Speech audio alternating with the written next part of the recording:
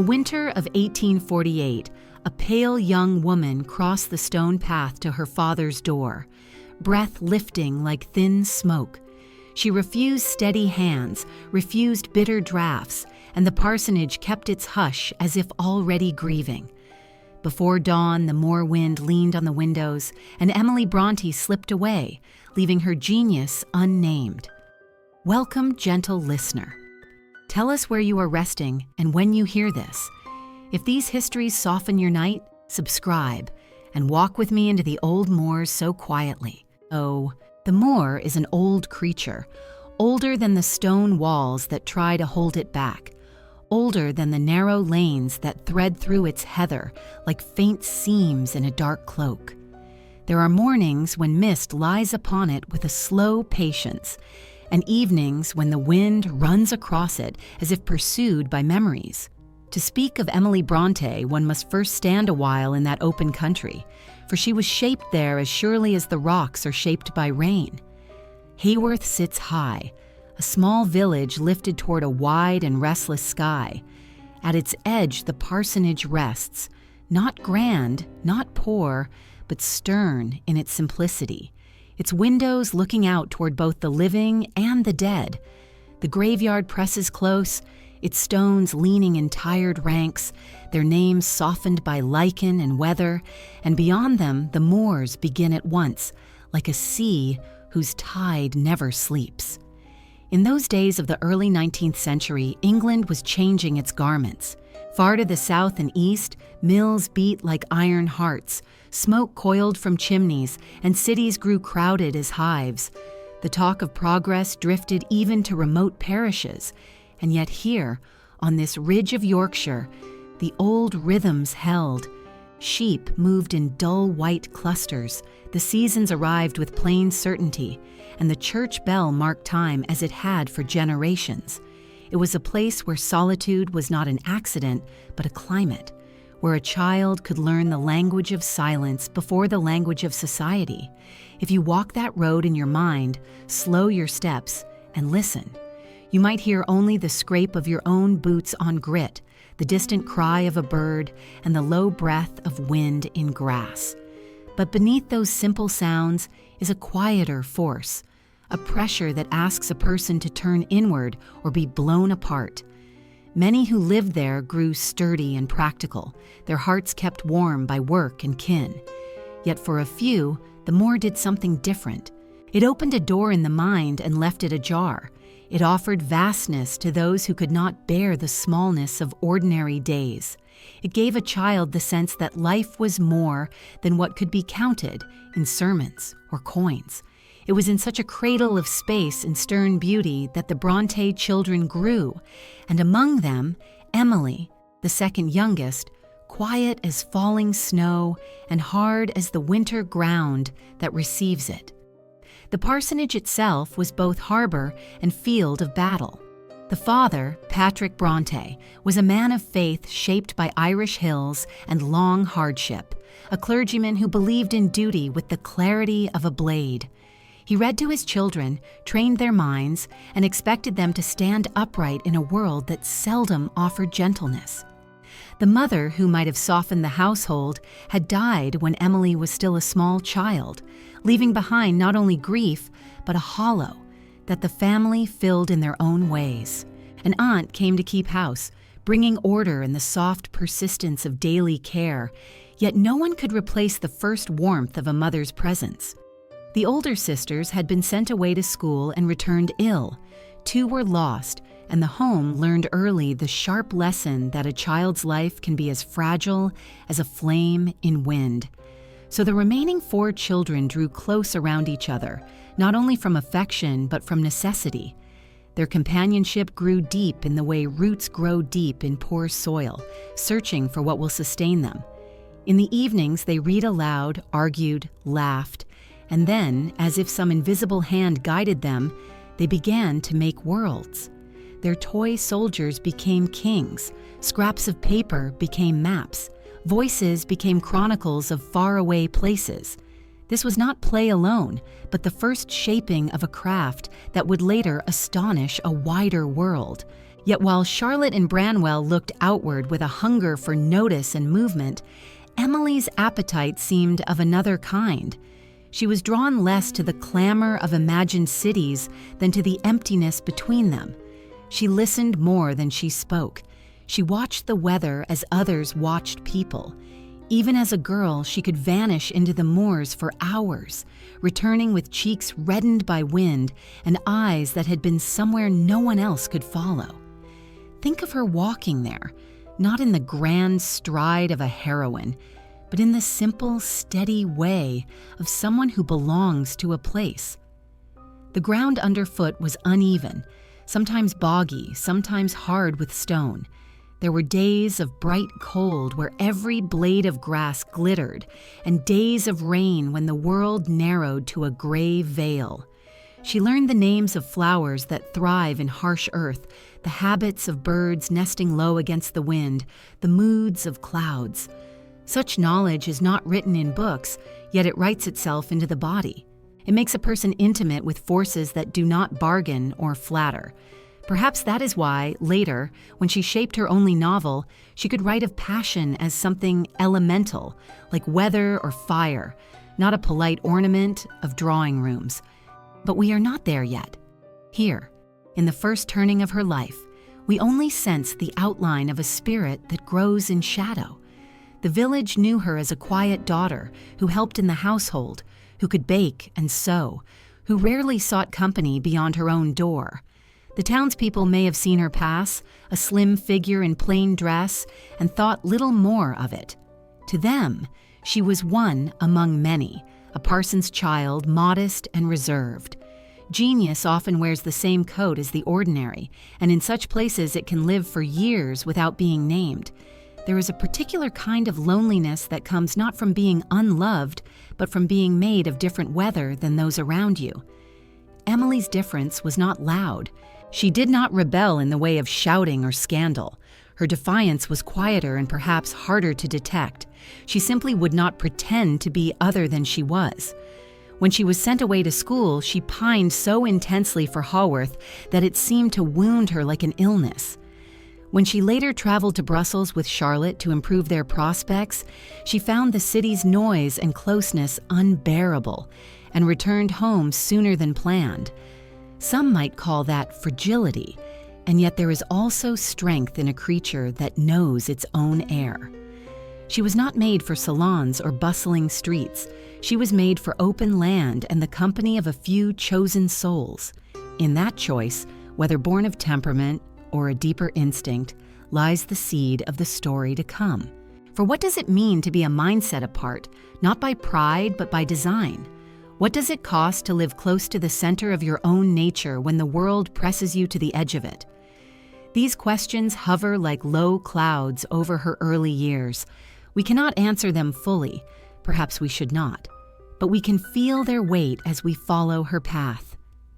As the years moved on in steady steps, the Brontë household became a small forge. The older children wrote with urgency. Branwell painted and dreamed of fame. Charlotte composed in fierce bursts, words like sparks. Anne, quieter, watched and recorded with a gentle steadiness. Emily was at once with them and apart.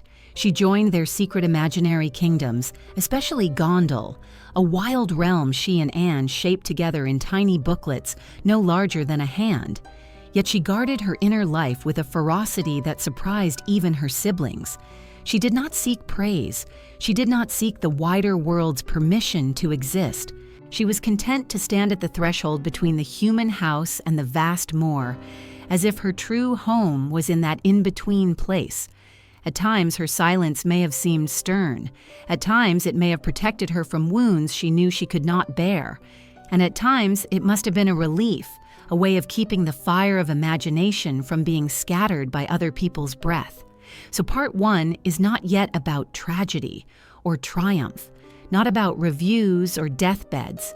It is about a landscape and a household that held a young woman like a seed held in dark earth. It is about the slow gathering of inward power, the kind that does not announce itself until long after it has taken root.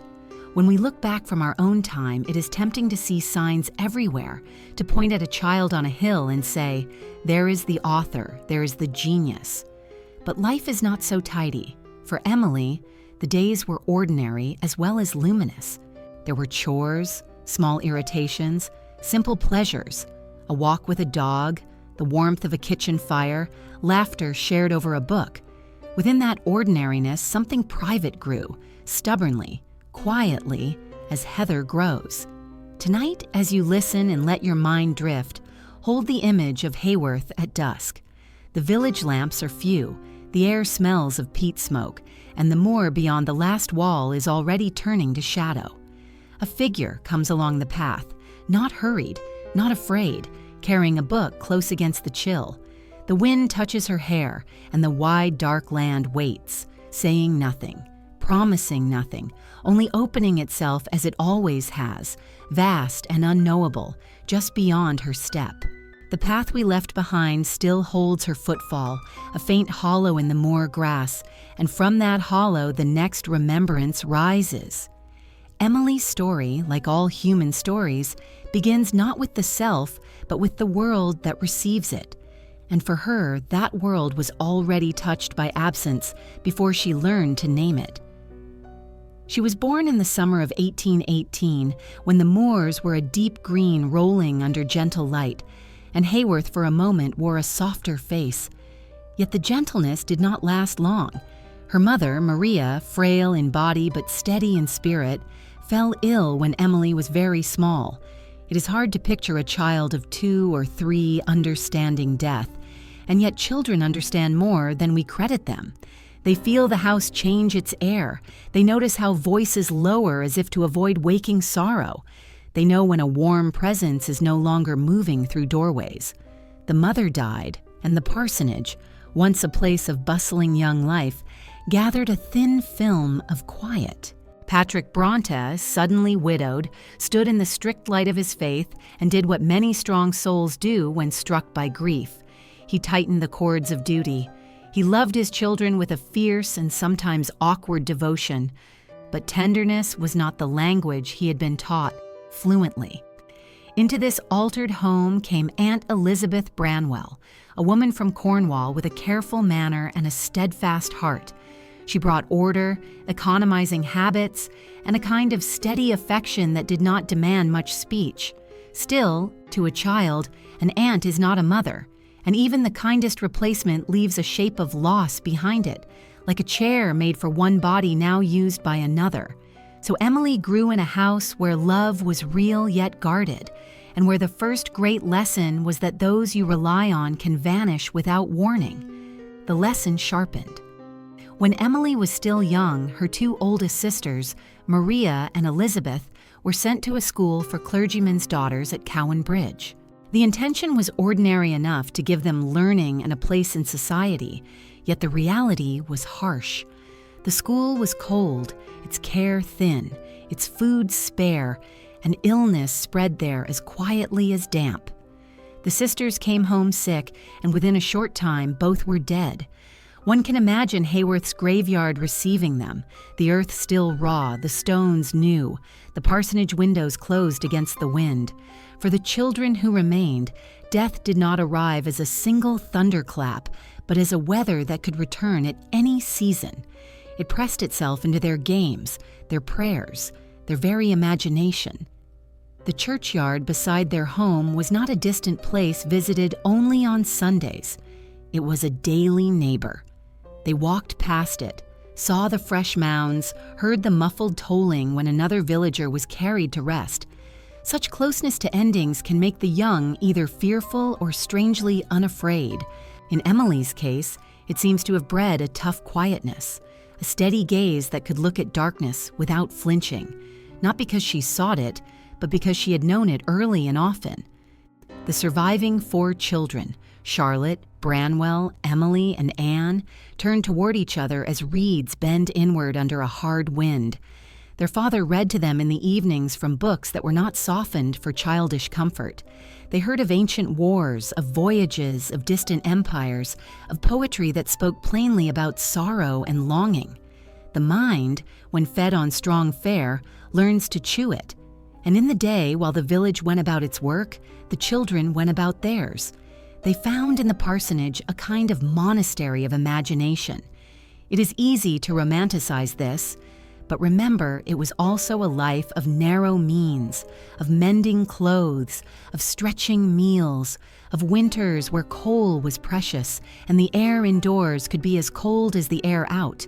Yet perhaps such limits teach a child to travel farther in thought. The toy soldiers given to Branwell became the spark of their earliest invented worlds. They named the soldiers, gave them histories, regal titles, rivalries, loves, betrayals. In this way, hardship did not crush them. It drove them inward to a realm they could rule. Emily, still small, listened first. She was not the loudest storyteller among them, and some accounts say she could pass an afternoon without speaking much at all. But silence is not emptiness. It is a room where thoughts gather, where impressions settle like snow, layer upon layer. When she did speak in their games, her contributions were often sharp, vivid, and unyielding, as if she brought into their shared myths a wilder air than the others did. Outside the parsonage door, the Moores continued to school her in another language. Unlike Charlotte, who often yearned for the city she had never truly known, or Branwell, who dreamed of worldly acclaim, Emily's compass pointed homeward again and again. Home, for her, did not mean only the family rooms and the hearth. It meant the whole sweep of land beyond the last stones of the village. The moor offered a kind of companionship that did not intrude. It never asked her to be charming, never required her to smile or explain herself. It accepted her moods as it accepted the moods of weather. If she was silent, it was silent with her. If she was fierce, it was fierce alongside her. Perhaps this is why she was later able to create characters who feel less like polite people and more like storms in human form. She learned early that emotions can be as natural as wind, as indifferent to propriety as rain. Yet in childhood, this knowledge was raw, like peat, cut from the ground and left to dry. She carried it without showing it, the way a pocket might carry a stone. If you look for a single turning point in her youth, you may not find one. Her life did not unfold in bright public milestones. It was made of slow accumulations. Still, there is a moment worth dwelling on, because it speaks to her temperament with a quiet clarity. Like many girls of her class, Emily was sent away to school at intervals. Each departure seems to have struck her like exile. At Roe Head and later in other brief attempts at formal schooling, she grew thin with homesickness, not a gentle longing but something almost physical, as if her body knew it could not live long out of its native air. She did not easily make friends among strangers. She did not bend herself to their ways. One might ask, was she simply shy, or did she sense in herself a different orbit, a gravity that pulled her away from ordinary clustering? It is not for us to diagnose a soul across so many years. Yet we can say this: she returned home whenever she could, and each return was not a retreat into weakness, but a movement toward the place where her strength was located. Some people find themselves by leaving. Emily found herself by staying. The household, meanwhile, was never free from a low hum of tension. Patrick Bronte's expectations were high. Aunt Branwell's economy kept life stable, but also strict. Branwell's charm and volatility stirred the air. Charlotte's ambition, clear even in youth, brought a restless energy. Anne, gentler, often watched and absorbed. Emily moved among these currents like a deep pool in a swiftly flowing river, reflective on the surface, powerful beneath it. She loved her sisters with devotion, particularly Anne, her closest companion in both quietness and private creation. Yet she was not easily governed by their wishes. She could be abrupt, even harsh, when her inner boundary was crossed. In a small house, such a nature can feel like a stone in the shoe of family harmony, yet it also anchors the household in a kind of raw honesty. She would not flatter, would not pretend enthusiasm she did not feel. If she loved, it was in action more than speech. If she disapproved, she did not soften her stance for comfort. It is possible that this blunt integrity was born from early grief. When you know how quickly life can be taken, you sometimes lose patience for the small theater of social politeness. Why waste breath on falsehood when breath itself is so uncertain? All of this was happening while Emily was still not yet a writer in any public sense. She was a child and then a young woman of the parsonage, learning to bake bread, to sew seams straight, to mind the rhythms of a household. There were mornings of scrubbing floorboards until the wood shone damply, afternoons of kneading dough with hands reddened by cold water, evenings of reading by candlelight until the wick trembled low. The outer tasks were humble, but the inner life was not. It was thick with feeling, woven with the threads of Gondal and colored by the moor's stern beauty. And perhaps that contrast is the quiet mystery at the center of her beginnings. How did a life so apparently narrow contain a world so vast? How did a girl who seldom went beyond her ridge of Yorkshire carry within her the power to imagine a love fierce enough to scorch convention itself? The answer may not lie in one event, but in the slow shaping of a mind by loss, duty, solitude, and the daily presence of untamed land. As this part of the tale settles, let us hold one more image before drifting onward. Imagine the parsonage in late evening of some year in the 1820s or early 30s. The older children are at their table, faces close to candlelight, whispering over maps of their invented kingdoms. Outside, rain begins, soft at first, then more insistent, tapping against panes and slanting across the churchyard. A small girl, Emily, pauses at the back door. She listens as if the rain is speaking. She steps out, not far, just to the edge of the yard. The sky is darkening, the world smells of wet earth and smoke, and beyond the wall the moor is already dissolving into shadow. She stands there a moment too long for comfort, unafraid, as though she is waiting for something the rest of us cannot hear. The rain keeps falling, and somewhere in that sound, a future voice is gathering, patient as the land itself. The rain we heard with her at the door has not stopped.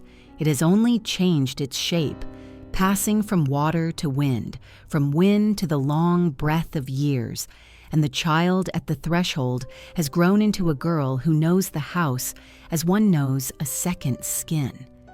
Yet even as her hands learn the humble grammar of daily work, her mind continues to slip across a hidden border. The parsonage was small, but within it there was a strange wideness born of books and of need. Patrick Brontë brought newspapers home with the seriousness of a priest bearing sacred leaves. He spoke of Parliament, of wars and reforms, of distant revolutions, not to thrill his children, but to make them sturdy in thought. In the same breath, he could recite poetry or argue a point of theology, and the children learned to answer him, not timidly but with sharpness. When a house expects you to think, you begin thinking even when you do not mean to. Still, the world of print and talk was only half their nourishment. The other half was invention, and invention came as naturally to them as breathing. The toy soldiers, once mere gifts, became a doorway. Charlotte, Branwell, Emily, and Anne started to name the soldiers and place them in landscapes of their own making. They wrote tiny books in cramped script, bound with thread, hiding them in drawers as if they were treasures of state. What began as a shared game grew into whole histories with laws, dynasties, and betrayals that felt more alive to them than the village gossip outside their walls. It was there, in that secret weaving, that Emily first stepped toward the danger and the gift that would mark her life, the willingness to live with one foot in the real world and one in a world only she could see. At first, the imagined kingdoms were one. Glasstown, a glittering realm of cities and armies, belonged to all four, but a change came, quiet as a season shifting. As Charlotte and Branwell grew older, their interest leaned toward that bright, bustling empire, full of intrigue and swagger. Emily and Anne drifted away from it, not in conflict but in temperament, as if each pair of siblings had found the climate that suited them best. The younger sisters made Gondal a harsher, more elemental land, built not on polished streets but on stormy coasts and lonely high places. It was a realm of queens and rebels, lovers and exiles, where passion did not bow to social convenience but raged like weather. If Glasstown was a city of trumpet calls, Gondal was a wind in the bones. Emily wrote most fiercely in those chronicles. She did not simply describe Gondal, she inhabited it. And here lies a turning that draws a soul into danger. When an inner kingdom becomes more compelling than the outer one, the world can start to feel like an interruption. Imagination, when it is that vivid, is a fire that warms and consumes at once. It gave Emily a language for her deepest instincts, but it also made ordinary society seem thin, almost unreal. How could a village tea table compete with a country of her own forging? How could polite conversation seem urgent compared with the fierce independence of a Gondal heroine? We should not falter for preferring the larger life. Yet we can see how that preference planted her further from the common paths of her time. The danger was not only inward. The Brontë children were growing in a century that expected narrow roles, especially for women. A clergyman's daughter could teach, could marry, could keep a home. She was not meant to speak too loudly with her own voice, and certainly not to publish it. Emily felt those boundaries in the air around her, even when they were not spoken. She was not uneducated. She read deeply and absorbed quickly. But her learning was homegrown, wild in its way, less orderly than a schoolroom curriculum and perhaps more potent. Yet whenever the outer world tried to claim her for its purposes, she resisted with a hard quiet. She went to school only briefly, and each attempt seemed to scrape against her mind like wool against raw skin. She was not simply shy among strangers. She seemed almost physically distressed by the closeness of other people's expectations. At Roe Head, while Charlotte adapted and even thrived, Emily withered. She fell ill, or rather her body expressed what her spirit could not reconcile. She returned to Haworth thinner, quieter, but not defeated. The moor received her like a homecoming tide. Later, when she went to Brussels with Charlotte, the pattern repeated. The city was not cruel to her, and yet it was wrong for her in some deeper way. She missed the moor with an ache that outsiders might find excessive. But what if a person's sense of self is stitched into a particular horizon? What if to remove her from that horizon is to unravel the seams of her being? She did not stay long in Brussels. She came back to the parsonage with the swiftness of someone escaping a kind of drowning. The world might call that retreat. Emily likely felt it as survival. Back in Haworth, the inner kingdoms flourished more strongly, and the siblings' bond grew more intricate. They were each other's audience, critics, and fellow pilgrims. Yet the bond was not without strain. Branwell sought recognition elsewhere and brought disappointment home like a storm cloud on his coat. Charlotte's ambition made her restless, sometimes sharp. Anne was steady but sensitive, often wounded by the household's tempers. Emily remained the least malleable among them. Her sense of right and wrong was severe, perhaps because she trusted her own compass more than any external rule. She could be tender with animals and blunt with people. She was loyal to home, yet impatient with weakness. That mixture can make a person seem mysterious, even to those who love her. The village saw her rarely beyond necessity. She did not enjoy visiting. She did not court acquaintances. In an age when young women were trained to smooth social surfaces, Emily's refusal to do so was its own quiet rebellion. One can imagine it causing friction, a sister urging her to be more agreeable, a father worrying about her prospects, an aunt fretting over propriety. But Emily's nature did not bend easily. She lived as if a private law governed her, a law shaped by more wind and early grief, and a mind that would not be domesticated. Within this life of narrow outward movement, something else began to gather, almost unnoticed. Her poems were forming, first as part of the Gondal saga, then as inward utterances that stood alone. She wrote not for a public, not even always for her siblings, but for the necessity of giving shape to what pressed against her inner ribs. The poems were fierce yet controlled, full of longing for freedom, full of an almost stark spiritual intensity. She did not flaunt them.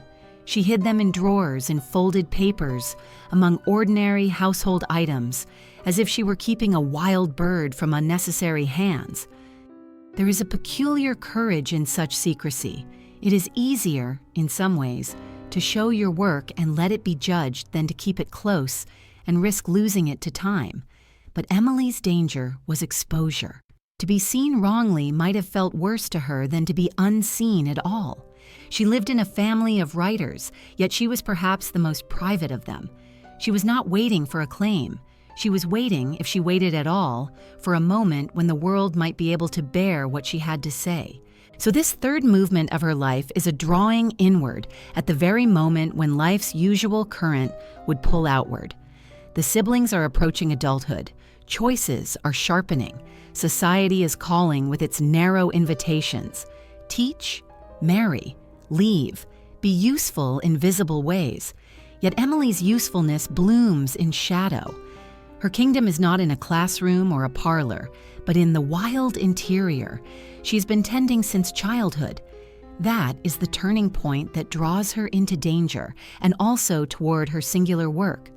The danger is of isolation so deep it becomes a wall, of an inner life so vivid it makes the outer one seem dim. But the gift is that such a life, if it can find expression, may speak to the depths in other people that polite society never reaches. We stand here in the story, feeling both possibilities in her like two winds meeting. Let us end with a quiet doorway, as the moor always provides. Night has fallen on Haworth. The parsonage is lit only by a few candles.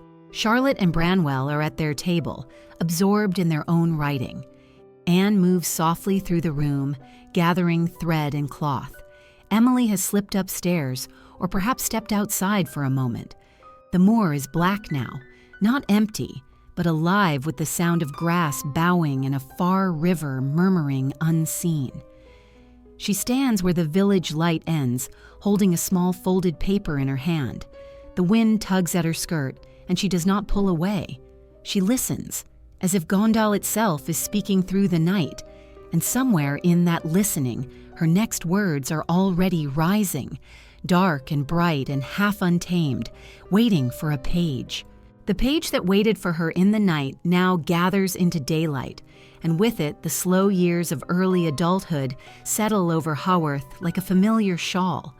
Emily is no longer the child at the door, nor the girl nursing secret kingdoms, but a young woman moving through the parsonage with the quiet authority of habit. If the world beyond the ridge was swelling with noise, the house remained a place of steady, almost monastic rhythms. The mornings began with cold floors beneath bare feet, the iron kettle set to grumble, the smell of bread rising in the kitchen, and the small tasks that keep a household alive. Emily took these tasks seriously, not as a lesser life forced upon her, but as a duty folded into love. She baked, scrubbed, tended the garden, and cared for her father with a devotion that had little ornament. Her hands grew capable, her back strong, her patience long. Yet alongside this domestic constancy, something restless moved within her, a tide that the chores could not soothe. She walked the moors daily, often alone, sometimes with the dog keeper bounding at her heels. In those walks, she seemed to loosen the tight knot of the house, to breathe a truer air. The villagers, when they noticed her at all, might have thought her simply peculiar, a parson's daughter fond of solitude. They could not see that she was listening, always listening, to the land and to the inner voices it stirred in her. The moor was her confidant, and the only one that did not ask her to translate herself into polite terms. Within the family, her presence was both anchor and challenge. She loved her sisters, yet she did not yield easily to their wishes, and her fierce loyalty to home sometimes clashed with their longing for other horizons. Charlotte's mind was turning toward the larger world, hungering for achievement that would not fit inside Haworth's walls. Branwell, bright and volatile, grew more and more dissatisfied, reaching for ambition as if it were a rope to pull him out of himself. Anne, gentle and observant, was beginning to prepare for the life of a governess, a life that would take her away. Emily watched all this from her own still center. There were evenings when the siblings read together, their voices rising and falling over novels, histories, poems, and the newspapers their father brought. At times, laughter flared like a sudden candle. At times, arguments cracked sharp as kindling. Emily could be silent through much of it, then speak one sentence that cut straight to the heart of the matter and left the room briefly stunned. There was a kind of moral iron in her, not cold but uncompromising, and it did not always make life easy. If Branwell spoke grandly, she might answer with a blunt truth that made him bristle. If Charlotte tried to coax her towards social grace, Emily's eyes might turn away, impatient with any hint of performance. Yet if danger came to any of them, she was the first to stand steady, her loyalty wordless but absolute. She was like the moor itself, harsh when crossed, sheltering when trusted. This was also the time when the shadows in the household deepened. Branwell's hopes, once so loud, began to fray into bitterness. He had tried painting, tried letters, tried positions that might carry him into fame, and each attempt faltered. Disappointment did not leave him quietly. It came home with him, and often it came disguised as drink or reckless talk. Some nights his step was unsteady, his temper raw. Some mornings the kitchen air was heavy with what had happened after dark. The sisters felt the strain in different ways, Charlotte with impatience and worry, Anne with sorrow, and Emily with a grim, silent fury. She did not excuse weakness easily, yet neither did she abandon him. In her own stern way, she was tied to him, perhaps because he was the only brother, perhaps because the household had already lost too many members to death, perhaps because love in that family often wore the mask of endurance. The parsonage, then, was not only a place of shared imagination, but a place where pain was beginning to take a more adult shape. The children who had once fought wars on paper were now meeting quieter wars in their own hallways. For Emily, this must have sharpened something already keen in her, a sense that human passion is as destructive as it is exalting, and that the line between love and ruin can be thin as a frost film on water. And yet, in the midst of strain, the creative fire did not diminish. If anything, it grew hotter in the hidden rooms of Emily's mind. She continued her Gondal writings, those tiny chronicles of a world only she and Anne fully knew. But more and more, her poems began to step out of Gondal's shadow and speak with their own voice. They were not poems meant to charm a drawing room. They were stark, inward, and boundless, carrying the breath of the moor in them. She wrote of freedom, of spirit, of a kind of love that refuses to kneel, of loneliness not as a weakness, but as a chosen kingdom. Still, she kept these poems close. She placed them in notebooks, folded them among other papers, left them where only she could find them. Secrecy was her habit, but it was also her defense. To publish, even to share openly, would have meant letting strangers handle something sacred. It would have meant inviting misunderstanding, and perhaps she sensed, long before any review was printed, how deeply her nature would be misread. Yet there is also another possibility, quieter yet more haunting. Perhaps she did not yet believe the world deserved her words, not because she thought herself above it in vanity, but because she knew what the world often did to things that were too wild, too honest, too unladylike for its taste. Better to keep the hawk in the hand than to watch it shot from the sky. Her reluctance, however, could not remain hidden forever in a house where 3 other writers lived. One afternoon, in an ordinary moment of tidying, Charlotte came upon Emily's poems. The discovery was like finding a vein of fire in common earth. Charlotte was startled, not only by the skill, but by the force. the strange severity and music of the lines. She urged Emily to let them be seen. Emily resisted at first, perhaps shocked by the intrusion, perhaps fearful of what exposure would do. But Charlotte, persistent and loving in her fierceness, did not let the matter rest. Anne, too, pressed gently. In the end, Emily agreed, though not without conditions, and certainly not without an inward trembling she did not show. The sisters decided to publish a small volume together, masking their names behind male-sounding pseudonyms. It was a practical choice, yes, but it was also a kind of ritual of protection, a way to speak without being overrun by prejudice. Emily became Ellis Bell, a shadow name for a shadowy woman. There is something quietly tragic and quietly courageous in that decision. To offer your heart to the world while hiding your face is a strange double act of hope and caution. It suggests a longing to be heard, yet a refusal to be possessed. So this period in Emily's life is both rise and concealment, work and withdrawal. Outwardly, she remains the reserved daughter of Haworth, the diligent keeper of the parsonage, the solitary walker of moors. Inwardly, her imagination is widening beyond the small room it has long occupied. She's beginning to test whether her voice can cross the threshold into print without losing its truth. The home's tensions, Branwell's unraveling, Charlotte's push toward the world, Anne's gentler departures, all of these are threads tightening around her, shaping her future not by opening doors, but by making her more certain of what she will not compromise. If her life has a dark side, it is not scandal in the loud sense. It is the dark of a deep well, a depth where pride, pain, and solitude gather. It is the darkness of refusing comfort when comfort would require a lie. It is the darkness of loving people fiercely while refusing to be softened by them. In time, that darkness will become the soil of Wuthering Heights, but for now it remains only a pressure within her, a storm still forming beyond the visible weather. Let us leave her here at the edge of that forming storm. The day is closing. The kitchen is warm with the last work of evening. Patrick sits with his books. Charlotte and Anne are upstairs, writing or mending. Branwell's voice drifts from another room, restless, uncertain. Emily stands for a moment at the parlor table, looking down at a few sheets of paper.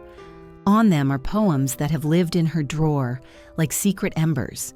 She takes them up slowly, as if lifting something that might burn her hand or light the whole house.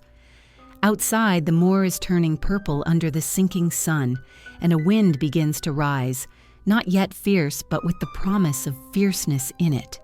She pauses, listening to that wind, and the papers tremble faintly between her fingers, as though they already know they are about to travel beyond her keeping. The papers tremble in her hand, and in that small trembling one can feel how a life may tilt, not with a crash, but with a quiet decision that changes the shape of everything to come. The Brontë sisters had reached the age when dreams needed bread to support them. A clergyman's daughter could not simply remain at home forever without explanation, not if she wished to keep dignity in the eyes of a watchful village and a stricter world. Charlotte, always alert to the narrow lanes open to women like them, imagined a school in Haworth, a place where they might teach other girls and earn a living that did not require leaving their father. The plan was sensible, almost tender, and for its sake, the sisters agreed to seek training abroad. In 1842, Charlotte and Emily traveled to Brussels, to the Pensionnat Hager, a place of language and discipline far from the moors. The journey itself was a kind of crossing into another climate. The train's clatter, the widening distance, the movement through towns, then across sea, then into the continent, must have felt to Emily like being carried away from the air she needed. At first she tried to set her will against her unease. She studied French and German with concentration, her mind quick and exact. Teachers noted her intelligence even when they found her manner reserved, yet the city pressed on her in ways no lesson could soften. Streets hemmed her in, voices were too many. The very closeness of life there, bodies and buildings stacked against each other, seemed to steal her breath.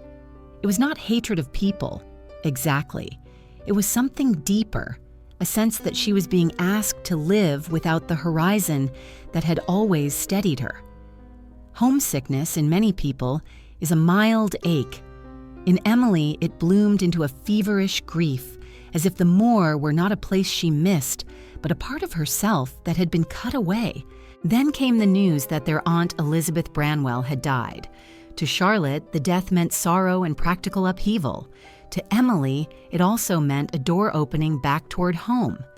The sisters returned to Haworth for the funeral, and the parsonage received them with the severe calm it always wore in the face of loss. When the time came for Charlotte to go back to Brussels to finish their studies, Emily could not follow. She was not merely reluctant, she was undone. She stayed behind, her will set like stone. Charlotte left alone, perhaps with disappointment, perhaps with a painful understanding that Emily's nature moved by laws Charlotte did not share. Here, in this refusal, we see a quiet climax of Emily's early life. She chose the moor, the parsonage, the tight circle of her inner inner kingdom, over the broader world that promised advancement. The choice cost her in ordinary terms. It narrowed her prospects. It kept her dependent on family. It exposed her to the slow suffocation of village expectations. Yet it also preserved something in her that might have died in the city, the raw, untamed steadiness from which her art would later draw its power. Some people grow by leaving. Some grow by refusing to leave. Emily's refusal was not a collapse of courage. It was a declaration of allegiance to the only soil where her mind could properly root. Back in Haworth, the planned school faltered. Students did not come. The village, suspicious of novelty and perhaps unconvinced by women running a serious enterprise, offered little support. Meanwhile, the household's burdens grew heavier. Branwell's decline accelerated, turning from youthful restlessness into a fog of failure and dependence. Anne left to work as a governess, steady and dutiful, sending letters home that carried both love and exhaustion. Charlotte, after returning from Brussels for good, tried to find her own way through teaching and writing, her ambition bright but often bruised. In this shifting world, Emily became more firmly the keeper of the parsonage. She managed the house with a competence that looked plain from the outside, but carried a quiet heroism within it. She rose early, worked without complaint, soothed her father's small discomforts, and held the domestic center while the others drifted in and out like birds, uncertain of their season. Yet she did not become merely domestic. At night, after chores were done and the lamps lowered, her inner life returned to its fierce, private bloom. She wrote in a small hand on small pages, often in silence so deep that the scratching of the pen must have sounded like a twig snapping in snow. The world she made now began to shift. Gondal had long been her refuge, but the raw facts of Haworth were tightening against her imagination. The quarrels in the house, the suffering she watched in Branwell, the loneliness of being the one who stayed, all of these pressed into her mind and met the older wildness of her invented realm. Something new began to form at their meeting point. It was not yet a novel.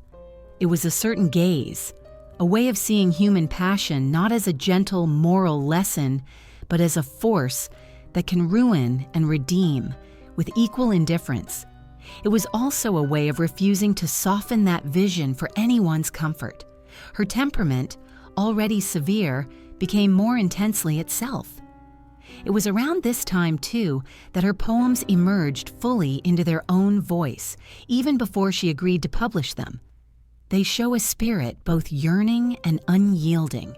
She wrote of the soul's hunger for freedom, of the body's fragility, of a hidden power that lives beyond social law. The language is often spare. The imagery is more wide, sky deep, grave near. Anyone who reads those poems feels the air of Haworth in them, but also something beyond landscape, something metaphysical and restless. Yet Emily still did not parade these lines. She treated them like a private correspondence with eternity. When Charlotte later discovered them and pushed for their publication, Emily's consent was reluctant, as we have seen, a small surrender made to sisterly pressure and perhaps to some quiet curiosity about whether the world could hear her. It is worth pausing here and asking softly, without forcing an answer, did she hope to be understood, or did she expect to be misread and accept that fate in advance? Some people publish because they crave applause.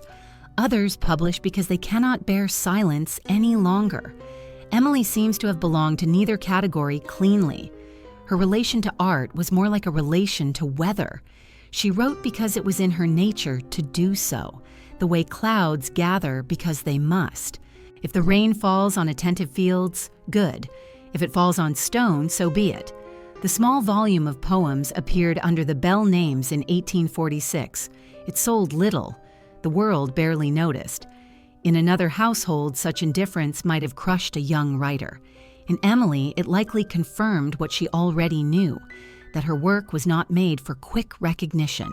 Yet something in that quiet debut widened her courage. If the world could ignore her poems, perhaps it could not truly harm her either. The veil of anonymity also helped. Under it, she could move more freely, untroubled by the stare of a society that would have weighed her not only as a writer, but as a woman daring to write in such a voice. She turned then toward a greater labor, almost without announcement, as if it were simply the next breath after the last. The story that had been coiling in her began to take a fuller shape. It drew on Gondal's storms, on the moor's harsh beauty, on the tangled passions she had watched at home and sensed in herself. It would become Wuthering Heights, though she may not yet have named it so in her heart. The work did not rise from a single spark, but from a long, slow pressure, like peat compacting into coal. And as she wrote, she did not seem to hurry. She moved with the steadiness of someone who is not chasing time, but obeying an inner command. We are nearing the end of this part of the journey, and the night mood of it is quiet, almost austere. Emily has chosen her ground. She has returned from the world and planted herself deeper in Haworth soil. The cost of that choice, in ordinary eyes, is plain. The gain, though less visible, is immense. She has preserved the wildness of her mind, and in doing so, she is about to give voice to something England has not yet heard from a woman or a man, a novel that speaks in the language of elemental love and ruin without apology. But for now, she is still in the act of becoming, still in the inward forge. Let the image be simple and unresolved. The parsonage is quiet. Charlotte is upstairs with her own manuscript. Anne is away at her post. Branwell's footsteps echo uncertainly, then fade. Emily sits at the table by a small lamp. Outside, the moor wind rises again, a deeper wuthering now, rattling the pane. She dips her pen, bends her head, and writes a sentence whose force she cannot yet measure. The candle flickers, the wind presses on, and the page fills slowly as the night lengthens, carrying forward a storm that has not yet broken. The storm that had not yet broken now begins to show its first pale lightning, not to the world outside, but within that little room where Emily bends over her paper. There are seasons in a life when everything seems to happen at once, and yet, when watched closely, those seasons are made of many small moments sewn together with patience.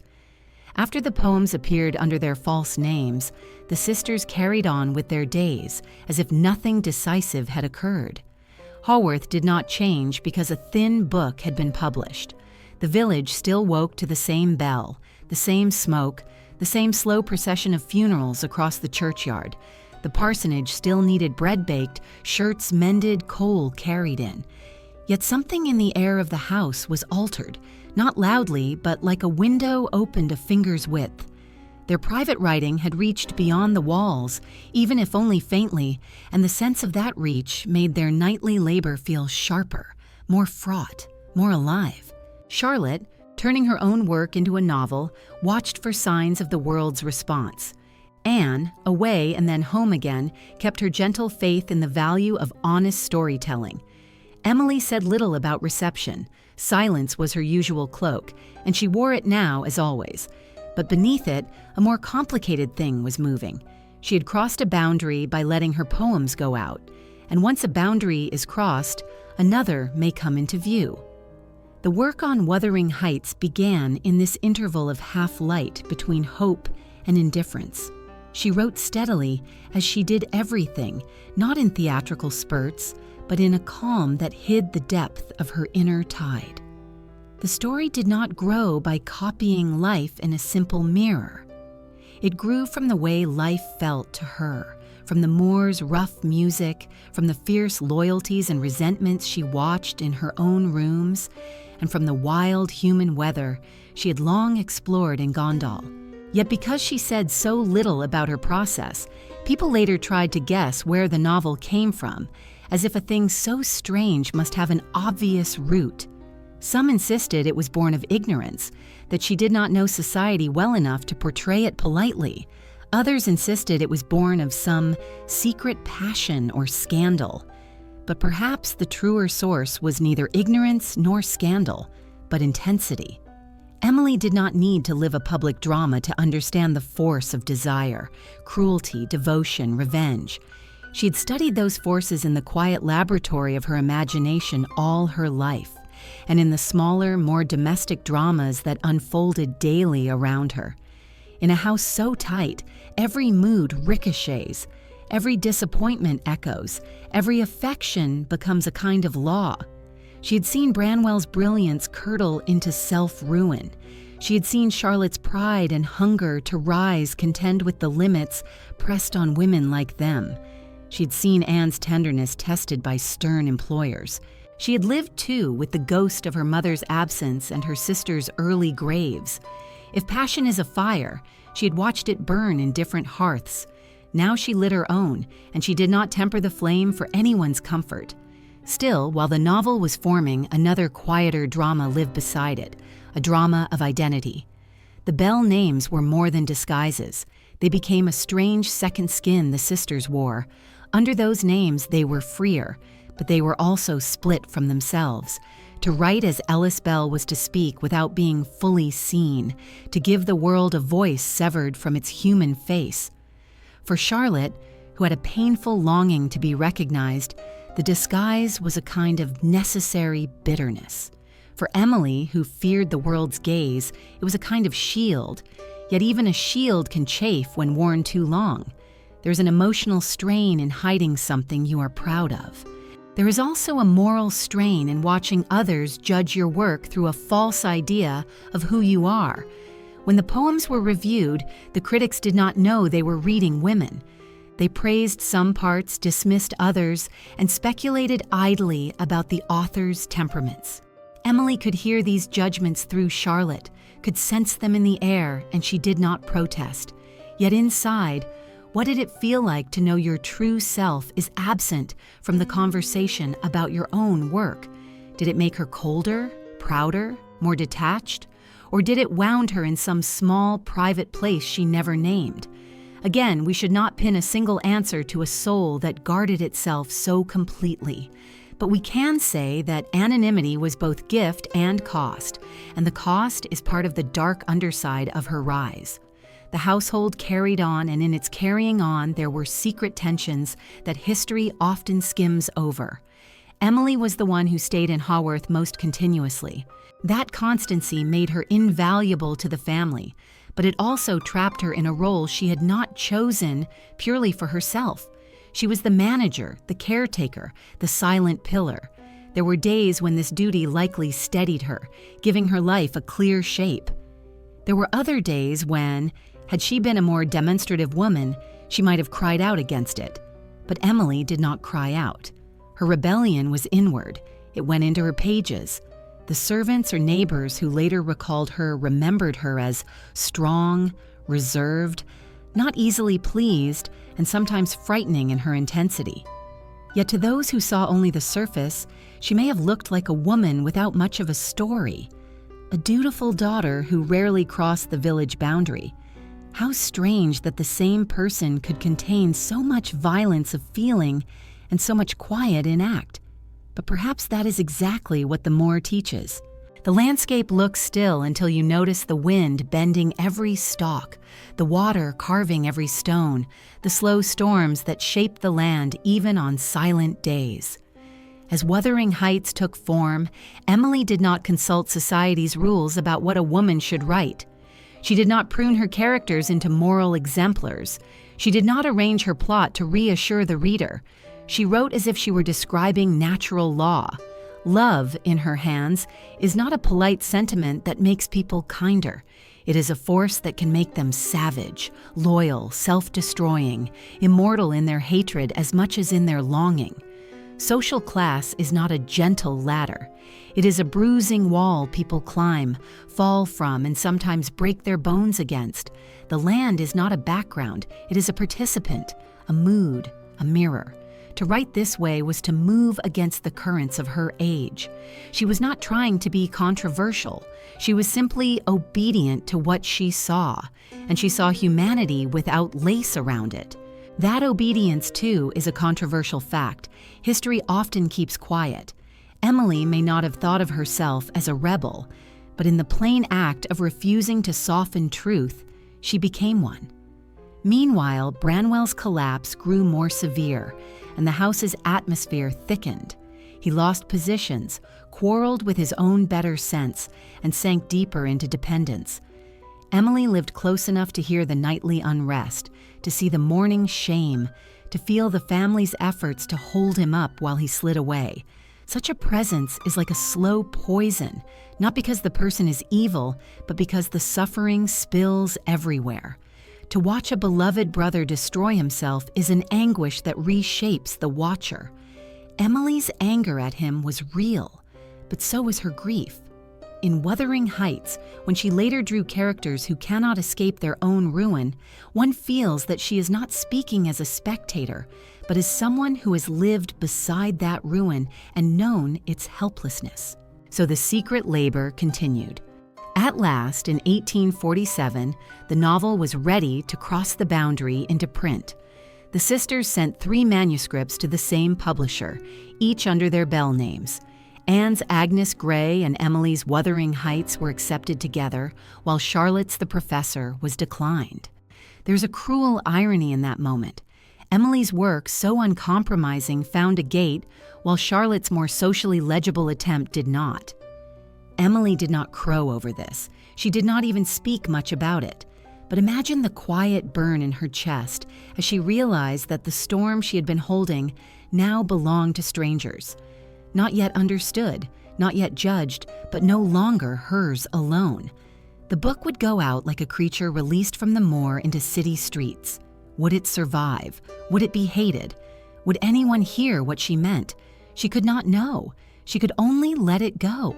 Night settles again as we close this part, and the parsonage breathes its low, watchful silence. The manuscript is wrapped, tied, sent away. Emily returns to her chores with the same steadiness as ever. She walks the moor as she always has, the wind cutting clean against her face, the heather brushing her skirt. Yet somewhere inside her, a door has opened and cannot be closed.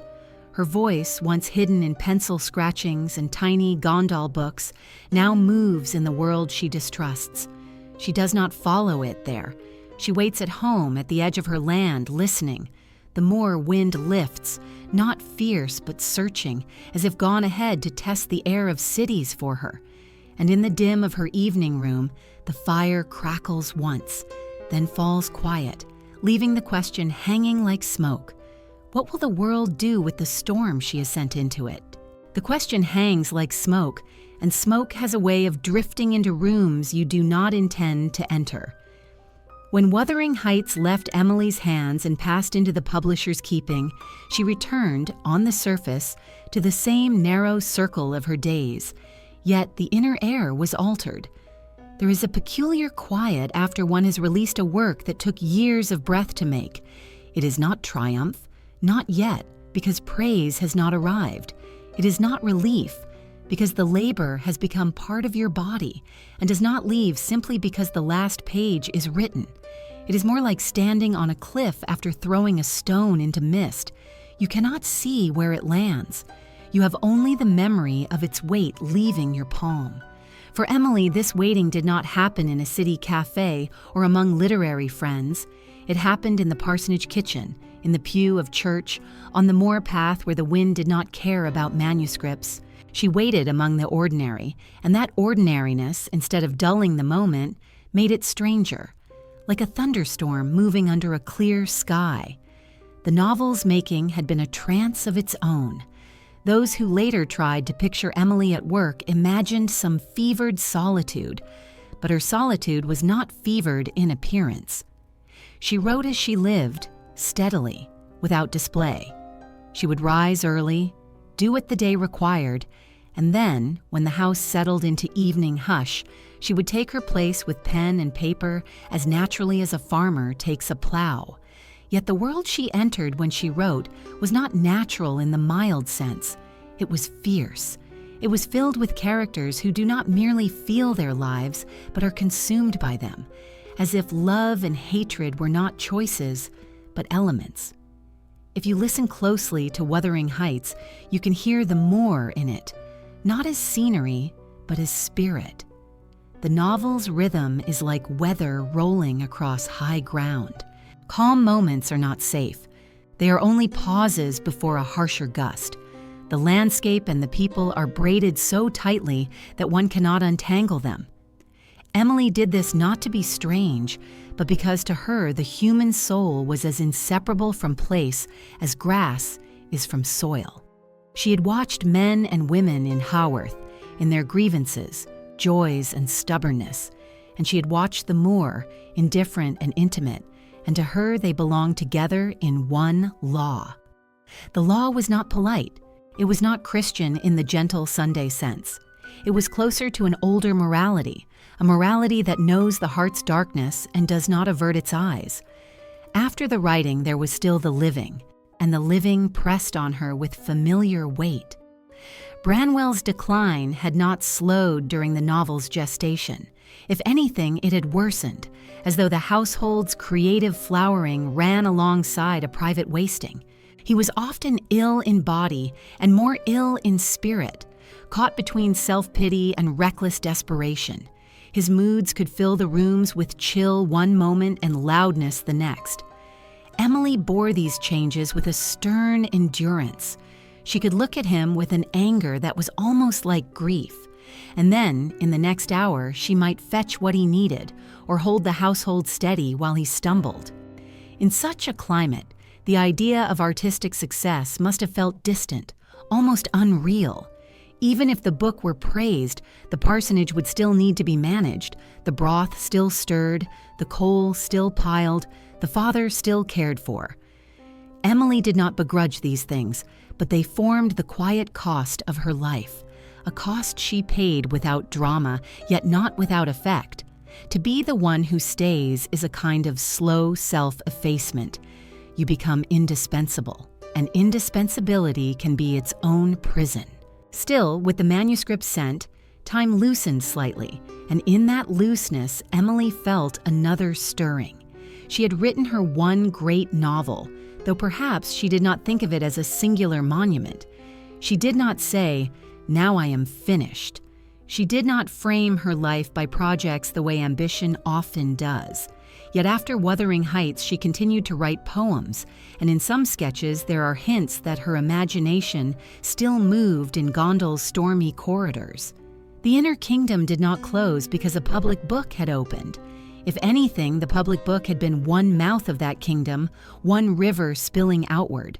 To Emily, creation was not a ladder to climb. It was a condition of being alive.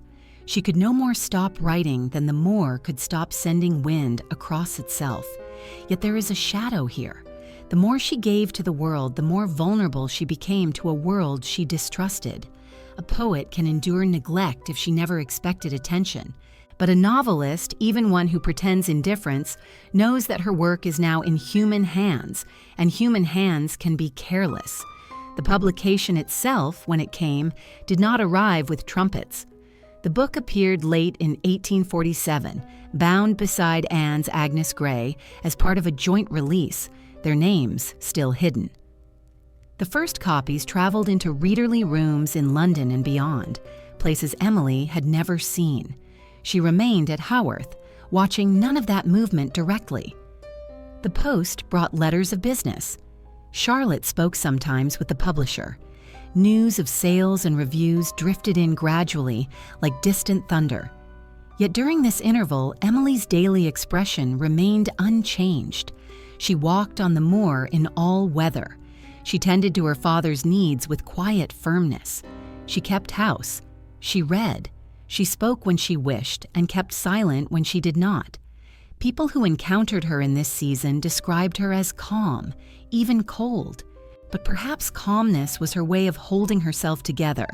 When your inner world is a furnace, you learn not to place your hand on the outside and declare the iron cold.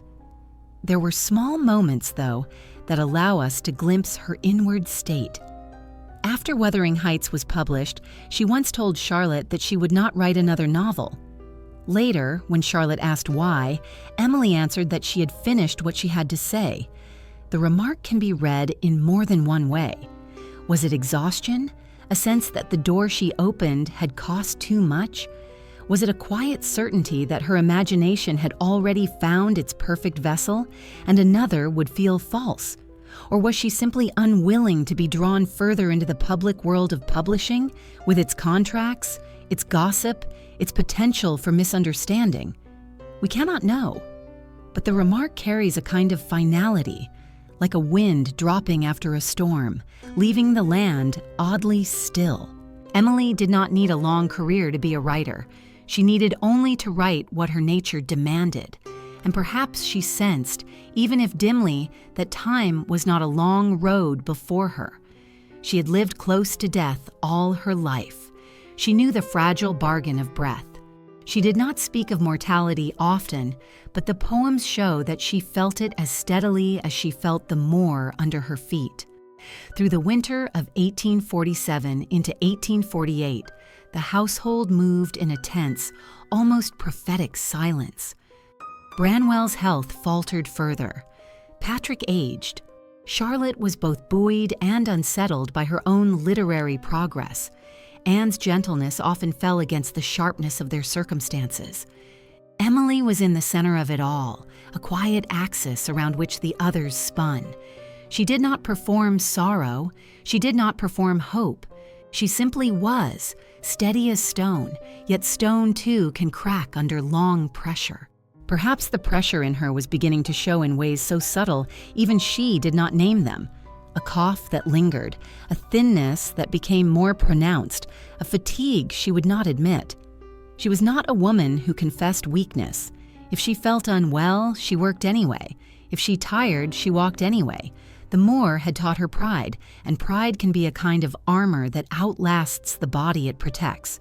So this part of her story is a long dusk. The work is done, yet its fate is unknown. The household is alive, yet grief is circling. The writer is in her prime, yet the shadow of an ending is already stretching toward her, whether she sees it or not. Let us rest the scene in a simple place with a small sound that does not resolve. It is evening again at Haworth. The sky is low and iron-colored.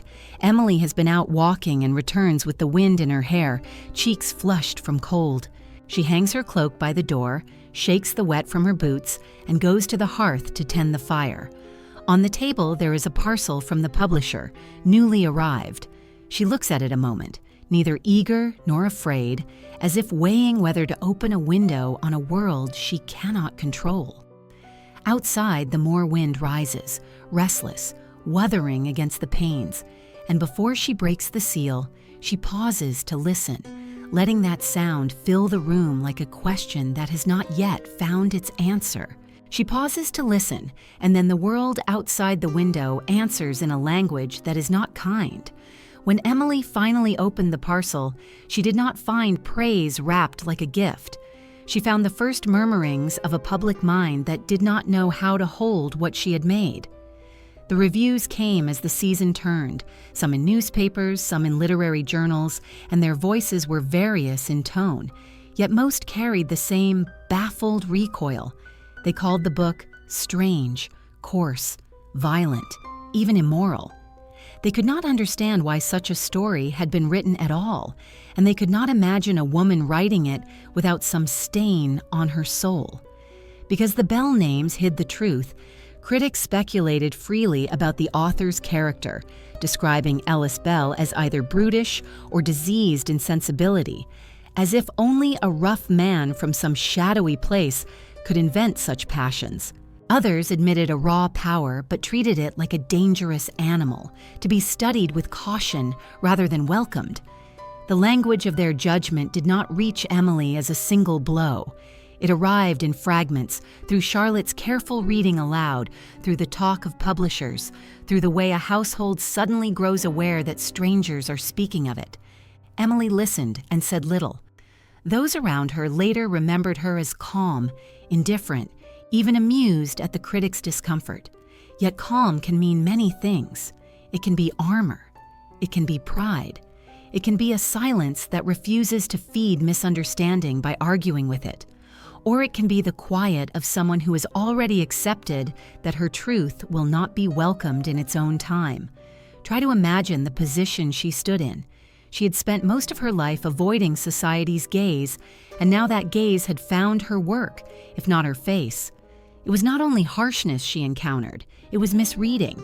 Critics did not merely dislike the novel, they did not see what she was doing. They mistook her elemental vision for mere brutality.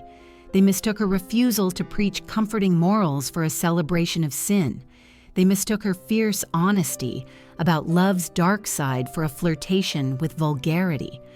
There is a loneliness deeper than being disliked. It is being spoken of as if you are something you are not, in a language that does not even know your true name. If Emily was hurt by this, she did not show it in any outward way that history has recorded. Yet even the sturdiest oak feels the axe's first nick. The question is whether she bled inwardly or whether she simply turned her face away, letting the world's noise fall on her like rain on stone. Her nature suggests the second, and yet we should not make a statue of her. She was human, and humans rarely escape the sting of dismissal entirely. The novel was not written for praise, but it was written for meaning. She had given the world a book, as one gives a hard-won confession, not in a whisper, but in a clear voice. To have that confession greeted with ridicule must have felt, even if briefly, like speaking to a room that laughs at the wrong moment. Perhaps she felt sorrow. Perhaps she felt contempt. Perhaps she felt a quiet satisfaction that she had unsettled complacent minds. Perhaps all three. The truth may not be one color. It may be a shifting moor sky, gray and blue and dark at once. Charlotte's reaction was different, and their difference matters here, because it shaped what happened next. Charlotte, with her sharper hunger for public understanding, was distressed by the reception. She worried about the Bells' reputations, about the moral stain critics were trying to place on them. She believed that if people knew the authors were women, they might either condemn the work more fiercely or interpret it with a different kind of curiosity. Emily, by contrast, valued the mask. Anonymity had freed her to write without compromise. It could also shelter her from the full blast of judgment. She did not seek to step into the public arena to defend herself. She did not write letters to critics. She did not try to explain that her novel was not a hymn to cruelty, but a portrait of human nature when stripped of polite costume. She let the book stand alone like a stone on the moor. If travelers stumbled against it and called it ugly, that was their affair. There is a stern dignity in such silence, yet it also carries a cost. When a writer refuses to interpret her own work for the world interprets it anyway, often badly. The silence protects the soul, but it seeds the story to strangers' mouths. While this storm of misunderstanding gathered outside, another, more intimate storm was gathering within the parsonage. Branwell's illness was reaching its final cruel pitch. His body, worn down by years of excess and despair, began to fail. The air of the house grew thick with medicine, with late-night vigil, with a sorrow no one knew how to soften. Emily, who had stood like a rock through his long decline, now faced the irreversible fact of his ending. She had loved him as a sister, loves a brother who once seemed full of promise, and she had judged him with the hard honesty that love in that household often wore. Now there was no more to judge. There was only the slow retreat of a life. She tended to him, not with sentimental tenderness, but with a kind of grim fidelity. No review in London could weigh as much on her heart as the sound of her brother's breath thinning in the next room. And yet, in some painful and mysterious way, the two storms were linked. The novel that had just been condemned was, among other things, a book about the ruins passion can make. As she watched Branwell's ruin complete itself, she may have felt, without saying so, the bitter accuracy of her own vision. In September of 1848, Branwell died. The household was stunned into a silence even deeper than its usual quiet. Patrick, already hardened by earlier losses, carried the grief like a man carrying a stone he has carried before. Charlotte was shaken, her nerves raw.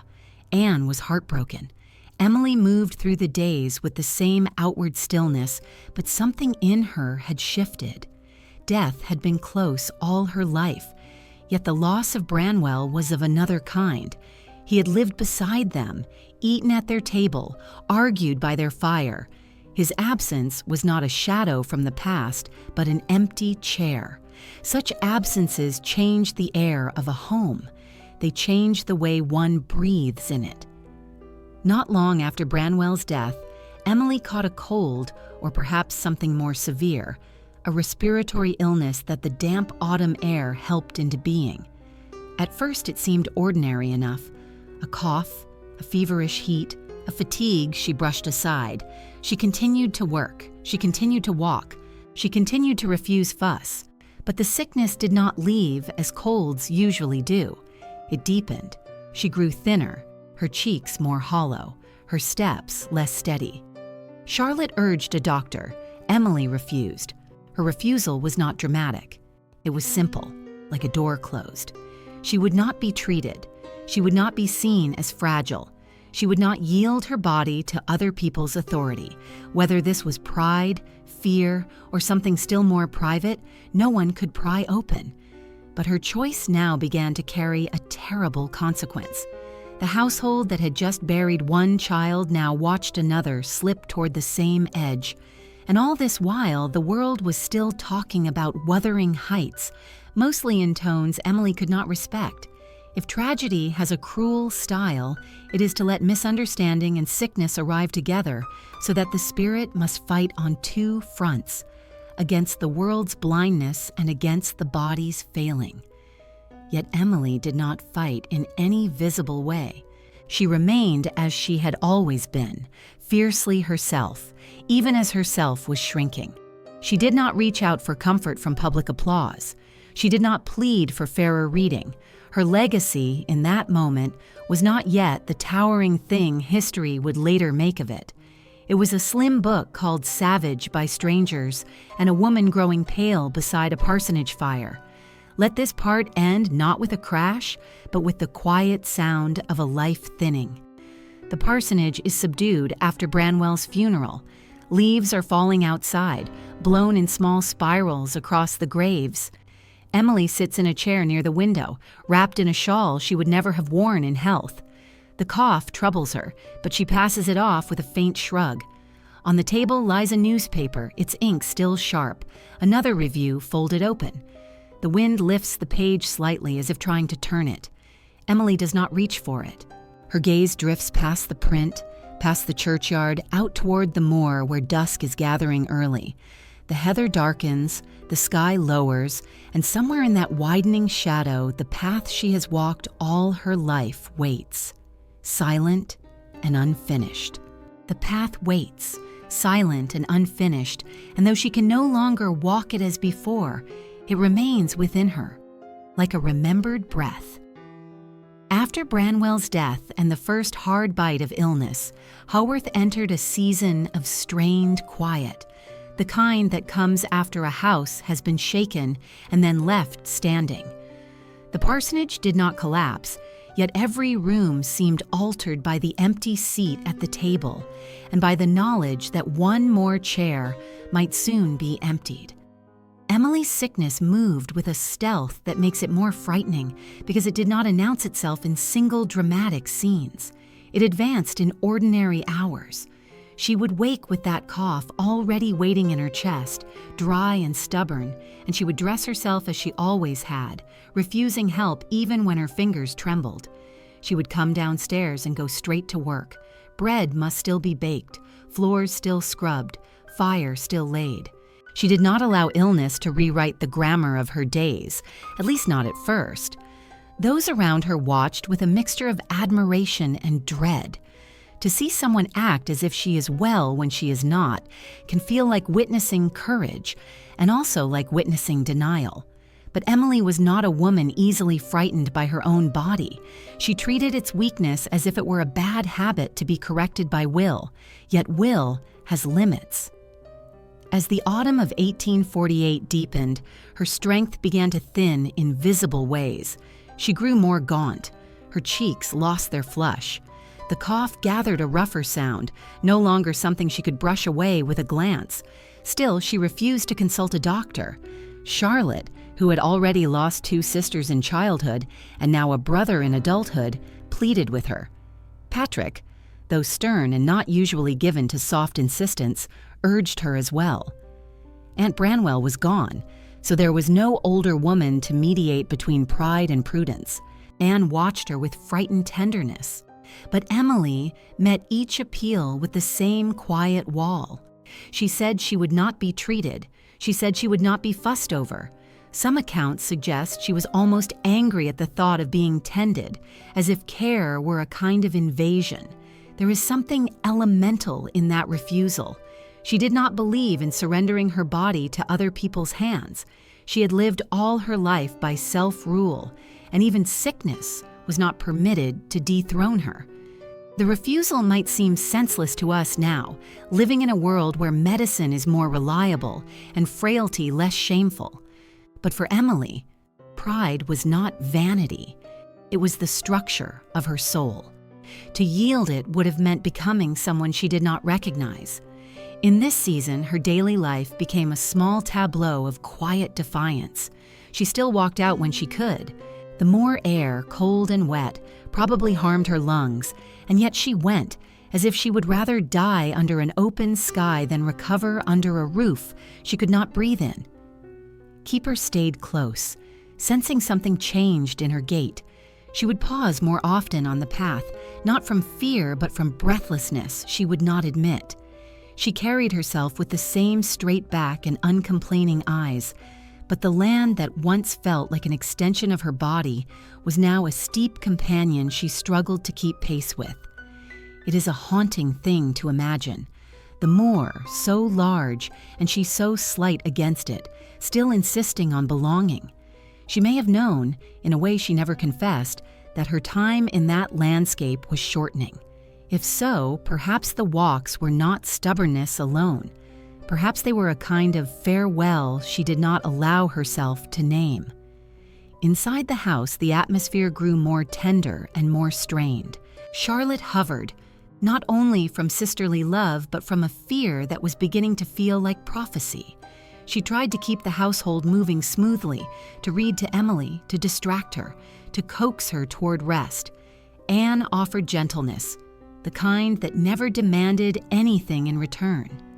Patrick tried to remain composed, but there are moments in later recollections that reveal how shaken he was, how the grief of a father can hollow even a strong man. Yet Emily accepted none of this as a reason to soften her stance. She did not want to be comforted in a way that required her to step out of her own nature. If she needed help, she would ask. If she did not ask, she did not want it forced upon her. The household had to learn to love her on those terms, even now. It is not easy to love a person who will not let you care for her. But to love Emily was always to love something like the moor itself. Close dear, yet not domesticated. Strangely, amid this narrowing of her body, her inner life did not narrow in the same way. If anything, the poems she wrote in these months and the thoughts she is said to have spoken in rare reflective moments suggest a mind still wide, still urgent, still facing the invisible with unblinking eyes. She did not talk much about Wuthering Heights anymore. The reviews had done their worst, and she had refused to answer them. The book had become part of the world's noise, and she turned from noise as naturally as a hawk turns from a clucking coop. Yet the novel's spirit lingered in her, not as regret, but as a completed act. She had said what she meant to say. The world's inability to hear it did not change the truth of the utterance. This is perhaps one of the most difficult qualities to grasp in her. She seemed to possess an inward certainty that did not require external approval. Many people need applause to believe their own worth. Emily needed only her own compass. In health, that compass led her into solitude. In illness, it led her into a kind of austere peace. Still, peace does not erase sorrow. One can feel in the household's small moments of that autumn a grief gathering like early frost. At the table, Emily ate less. The plates looked too full beside her. Sometimes she would stop chewing, gaze drifting beyond the others, as if she were listening to some distant voice none of them could hear. At night, the cough broke her sleep, yet she would not permit someone to sit with her unless she allowed it. When she did allow Charlotte to stay in her room, the two sisters sat in the low lamplight with a silence that said more than talk could. Charlotte later wrote of Emily's courage in those days, but courage can look like many things to those who survive. It can look like acceptance. It can look like refusal. It can look like a steady march toward an end one will not name. Emily's courage had always been of that last kind. She did not perform fear. She simply moved through it as through weather. As November came, the illness approached a clearer name, though they might not have spoken it aloud then. Tuberculosis, the old consumption, had stalked the moors and villages of England for centuries, and its signs were known. The cough deepened. The weakness grew more dramatic. Her breathing became a labor, yet she still insisted on rising, on dressing herself, on coming downstairs rather than staying in bed. One morning, she came down the stairs gripping the banister, her breath so thin that Charlotte begged her to stop. Emily shook her head almost impatiently and made her way to the sitting room. She sat and for a while did not speak. Then, as if unwilling to let the room fill with pity, she asked calmly for a bit of bread. The request, so ordinary, was a kind of manifesto. She would be herself to the last, made of ordinary actions and extraordinary inward fire. She would not become a spectacle of fragility. She would not let death reframe her as a victim. If death came, it would come to meet her standing. Let this part close on the soft edge of that standing. The day has turned cold and dim. A thin light lies on the churchyard stones. Emily is in the parlor, wrapped in her shawl, the fire low but steady. Charlotte sits nearby with a book she is not truly reading, her eyes on Emily's face. Anne moves quietly in and out with small tasks, trying not to show her fear. Patrick's footsteps sound in another room, slow and careful. Emily turns her head toward the window. The moor is there, darkening into late afternoon, a sweep of heather and sky that has never once asked her to explain herself. She watches it as if it were a friend approaching the door. The wind rises lightly, not yet fierce, but with a familiar wuther in it. She listens, and in her listening there is no visible panic, only a deepening quiet, as though she is already stepping across a threshold the rest cannot yet see. She is stepping across a threshold the rest cannot see, and yet before that final crossing, there is one companionship that still shines in the dim room like a steady lamp. If Emily was made of stone and wind, Anne was made of clear water, quiet but persistent, and between the two sisters there ran a bond that did not need many words. It began in childhood when they were the younger pair, living slightly to the side of Charlotte and Branwell's louder worlds, and it continued through years in which life pulled Anne outward and pressed Emily inward. In their earliest days, when the household's sorrow was still raw and their father's sternness still felt like a tall wall against the world, Emily and Anne clung to each other in small rituals that outsiders would never guess were sacred. They shared the same nursery, the same whispered stories behind closed doors, the same long walks where the village faded and the moor began. People sometimes picture Emily as solitary in a way that excludes affection, but solitude and affection can live together. Her affection for Anne was like the moor's own affection for those who understand it, sparing in display, yet absolute in loyalty. Anne, in turn, trusted Emily as one trusts an elder guide on a dark path, not because Emily was always gentle, but because she was always true. Their shared kingdom of Gondal was the most visible sign of that bond. While Charlotte and Branwell built Glasstown with its glittering intrigue, Emily and Anne stitched together a realm of their own, harsher and more elemental, full of beaches whipped by wind, hills scraped bare, and human hearts that refused to kneel. They wrote its chronicles in tiny books, and though the pages were small, their imagination was vast. They passed these books between them as if exchanging secret letters. In Gondal, Anne found a voice fuller than the quiet governess future, waiting for her. In Gondal, Emily found a mirror to the wildness that lived inside her without apology. They were co-rulers, co-conspirators, and in that shared labor there was a kind of tenderness that did not need to be spoken. When they walked the moors together, you can imagine their talk drifting between ordinary observations and Gondal's dramas, between a bird's sudden cry and a queen's imagined exile. The landscape, so close to their daily life, flowed into their invention with ease. If the moor was a body, Gondal was its dreaming mind, and the two sisters moved through that dream like people who had known each other in another life.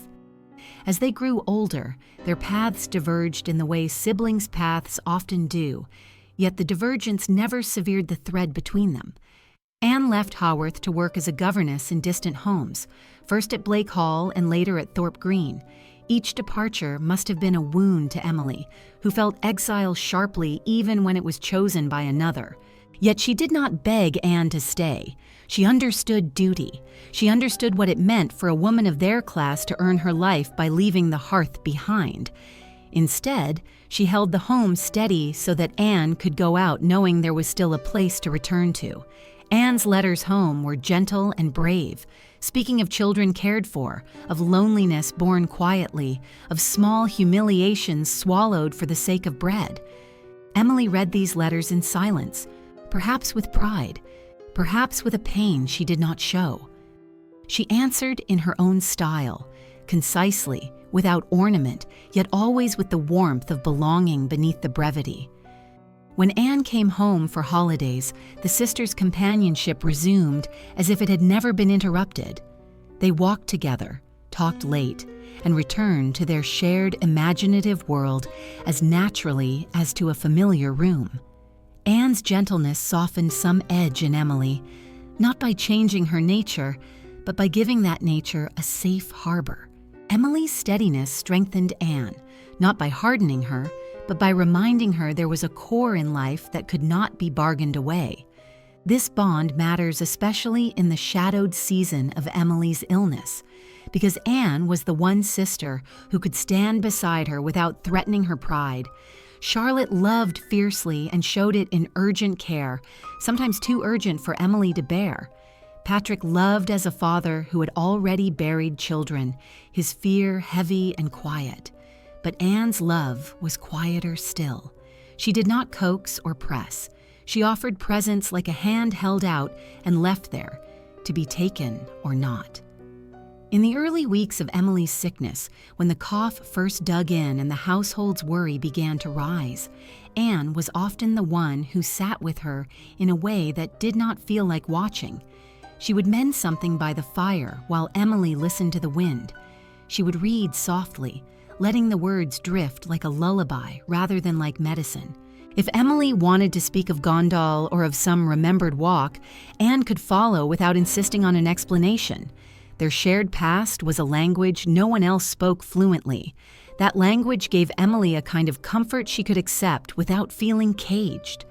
And now, as the illness tightened, the old companionship took on a deeper gravity. There were moments when Emily's breath faltered and she turned her face away, unwilling to be seen in weakness. Anne did not insist she turn back. She waited. There were moments when Emily's temper flared, impatient with the household's hovering kindness. Anne did not answer heat with heat. She let it pass like a gust over water, steadying the air by her very steadiness.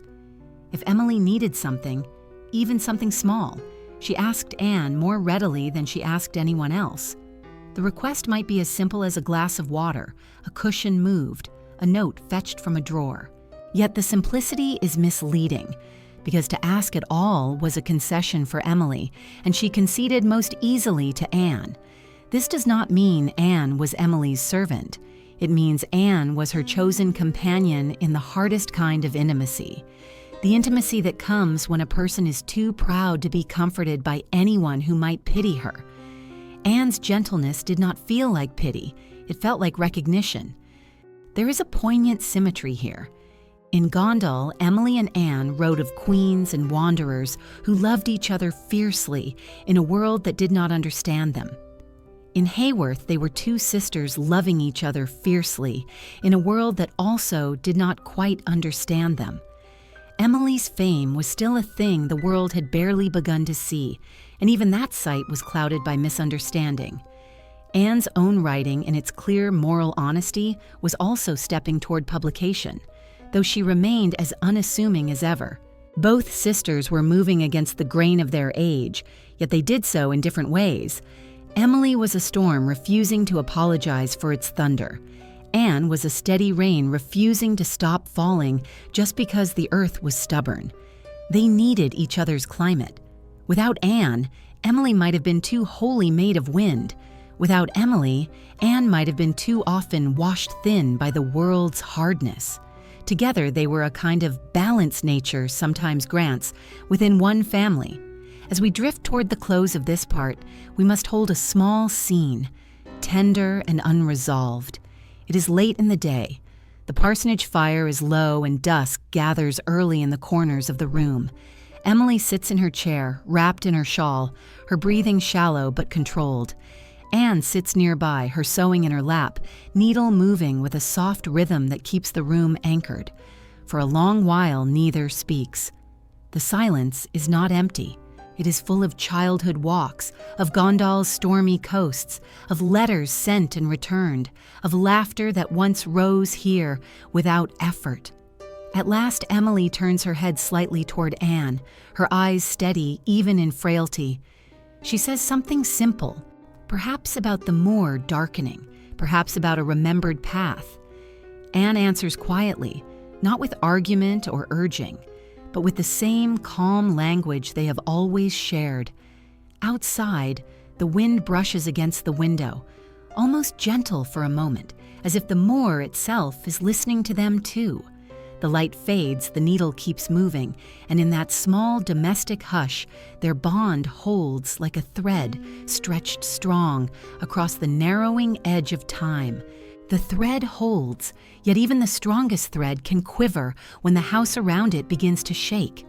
If Anne was the quiet water beside Emily's fire, Branwell had become the smoke that stung every eye in the parsonage, drifting low for years before it thickened into suffocation.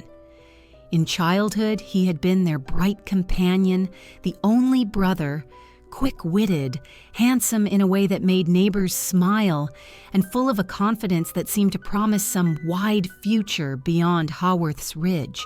He drew and painted, wrote verses, spoke grandly of London, of art, of a name that would shine. For a time, the sisters believed him. Perhaps Emily did too, though she seldom showed her hopes as plainly as the others. Yet promise is a delicate thing. It must be tended with discipline, and Branwell's discipline was always softer than his ambition. The world he wanted required patience he did not possess.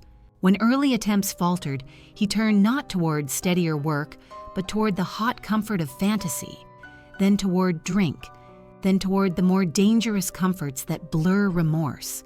His decline did not happen in a single fall. It was a slow leaning away from himself, year by year, each disappointment making him more reckless, each recklessness making another disappointment certain. By the time Emily was writing her novel, Branwell was already a man with a cracked foundation, still capable of charm, still capable of tenderness, but carrying a restlessness that could erupt without warning. In a small household, a single unstable spirit can change the weather of every room. The Brontë sisters were not passive witnesses to his unraveling. Charlotte argued with him, urged him, scolded him, then later pitied him with a bitterness that frightened even herself. Anne, who had worked in the Robinsons' home where Branwell had served as tutor and where his disastrous attachment to Mrs. Robinson took root, carried a quiet sorrow and a painful clarity about how far he had fallen. Patrick, their father, was pained not only as a parent, but as a clergyman watching a soul that would not be rescued by preaching. But Emily's relation to Branwell was perhaps the most complicated of all. She loved him with the fierce loyalty of a sister who has already lost siblings and knows the family circle is not easily replaced. She also judged him with a sternness that likely cut deeper because it was so rarely spoken. Emily was not sentimental about weakness. She did not soothe failures with gentle excuses.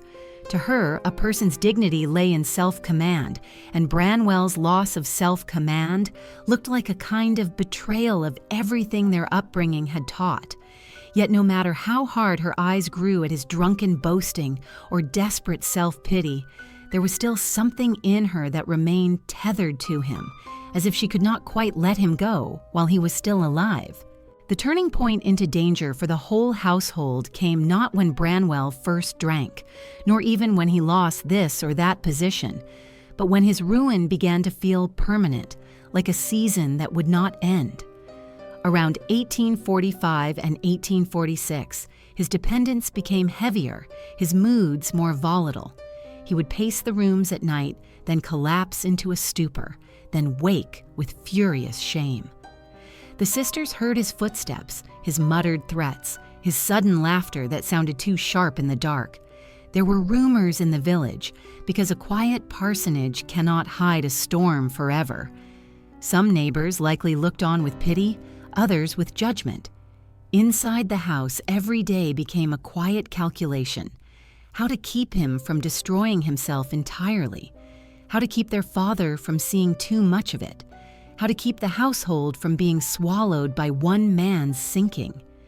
Emily's role in these days was often practical. She would fetch him when he was too drunk to stand, lock away what could be locked away, sometimes stand between him and an argument that might tip into violence. Yet she also refused to be manipulated by his despair. If he pleaded for sympathy too theatrically, she could turn cold as stone. That coldness was not cruelty for its own sake. It was a refusal to let love become a tool. She would help him because he was her brother and because the house was her duty, but she would not let his self-destruction claim her moral consent. Still, duty does not erase helplessness. There is a particular fatigue in living beside someone who repeats the same fall. Each time you think, perhaps this is the turning that will wake him, and each time he slides back into the ditch. Eventually, hope itself becomes tired, bruised by repetition. Emily carried that tired hope in silence. We can sense it in the way she wrote characters who cannot escape their own crooked desires, who harm what they love, who mistake passion for destiny, and therefore never change their course. Wuthering Heights is not a portrait of Branwell, not in any direct or simple way. Heathcliff is not a drunken brother, Catherine is not a village girl, Hindley is not a tutor fallen in love. Yet the atmosphere of the novel knows something about a human being who ruins himself and drags others into the ruin. Emily had watched that drama in her own rooms, and even if she did not mean to write about it, life has a way of seeping into art like smoke into cloth. The novel's harsh truth about the cost of obsession, the way grief and pride can ferment into cruelty, is not a thing you learn only from imagination. It is a thing you learn from proximity. As Branwell worsened, the sisters' own ambitions and pressures sharpened around him. They were writing, publishing, hoping, failing, trying again, and all the while this domestic emergency pulsed beneath their creativity like an underground river.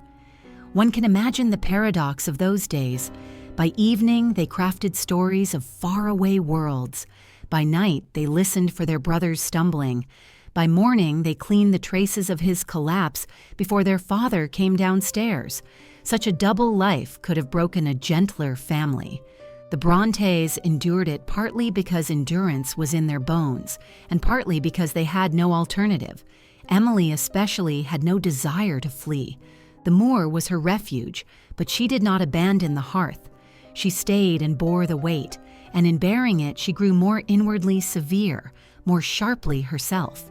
If there was a dark side to her, these years deepened it, not into malice, but into a kind of granite solitude. Watching someone destroy himself can make you fear your own softness. You harden against the possibility of being dragged down too. Emily hardened. Yet the hardening was not only defense. It became part of the steel in her voice. Branwell's final months were a grim narrowing. His health began to crumble as surely as his spirit had. He coughed, lost weight, suffered tremors and nightmares. He spoke of death as if it were a companion already leaning at his shoulder. In August and September of 1848, the household entered a vigil they could not name but all felt. Emily nursed him in her own way, with brisk care that did not indulge his despair, but did not withdraw when his body failed. She watched him fade, and perhaps somewhere in her she grieved not only the man he had become, but the boy he once was. The boy who had read with them and dreamed with them and walked the moors without needing to numb himself. When he died in September, the event landed not like a surprise, but like a door finally closing after years of rattling in the wind. Yet even expected deaths can bruise the soul. The parsonage fell into a silence that felt altered, as if the house had lost not only a person, but a kind of troubling music it had grown used to hearing. Relief and grief can arrive together, braided in a way that is hard to admit aloud. This is the dangerous turning we must hold in the story, because Branwell's fall did not end with his burial.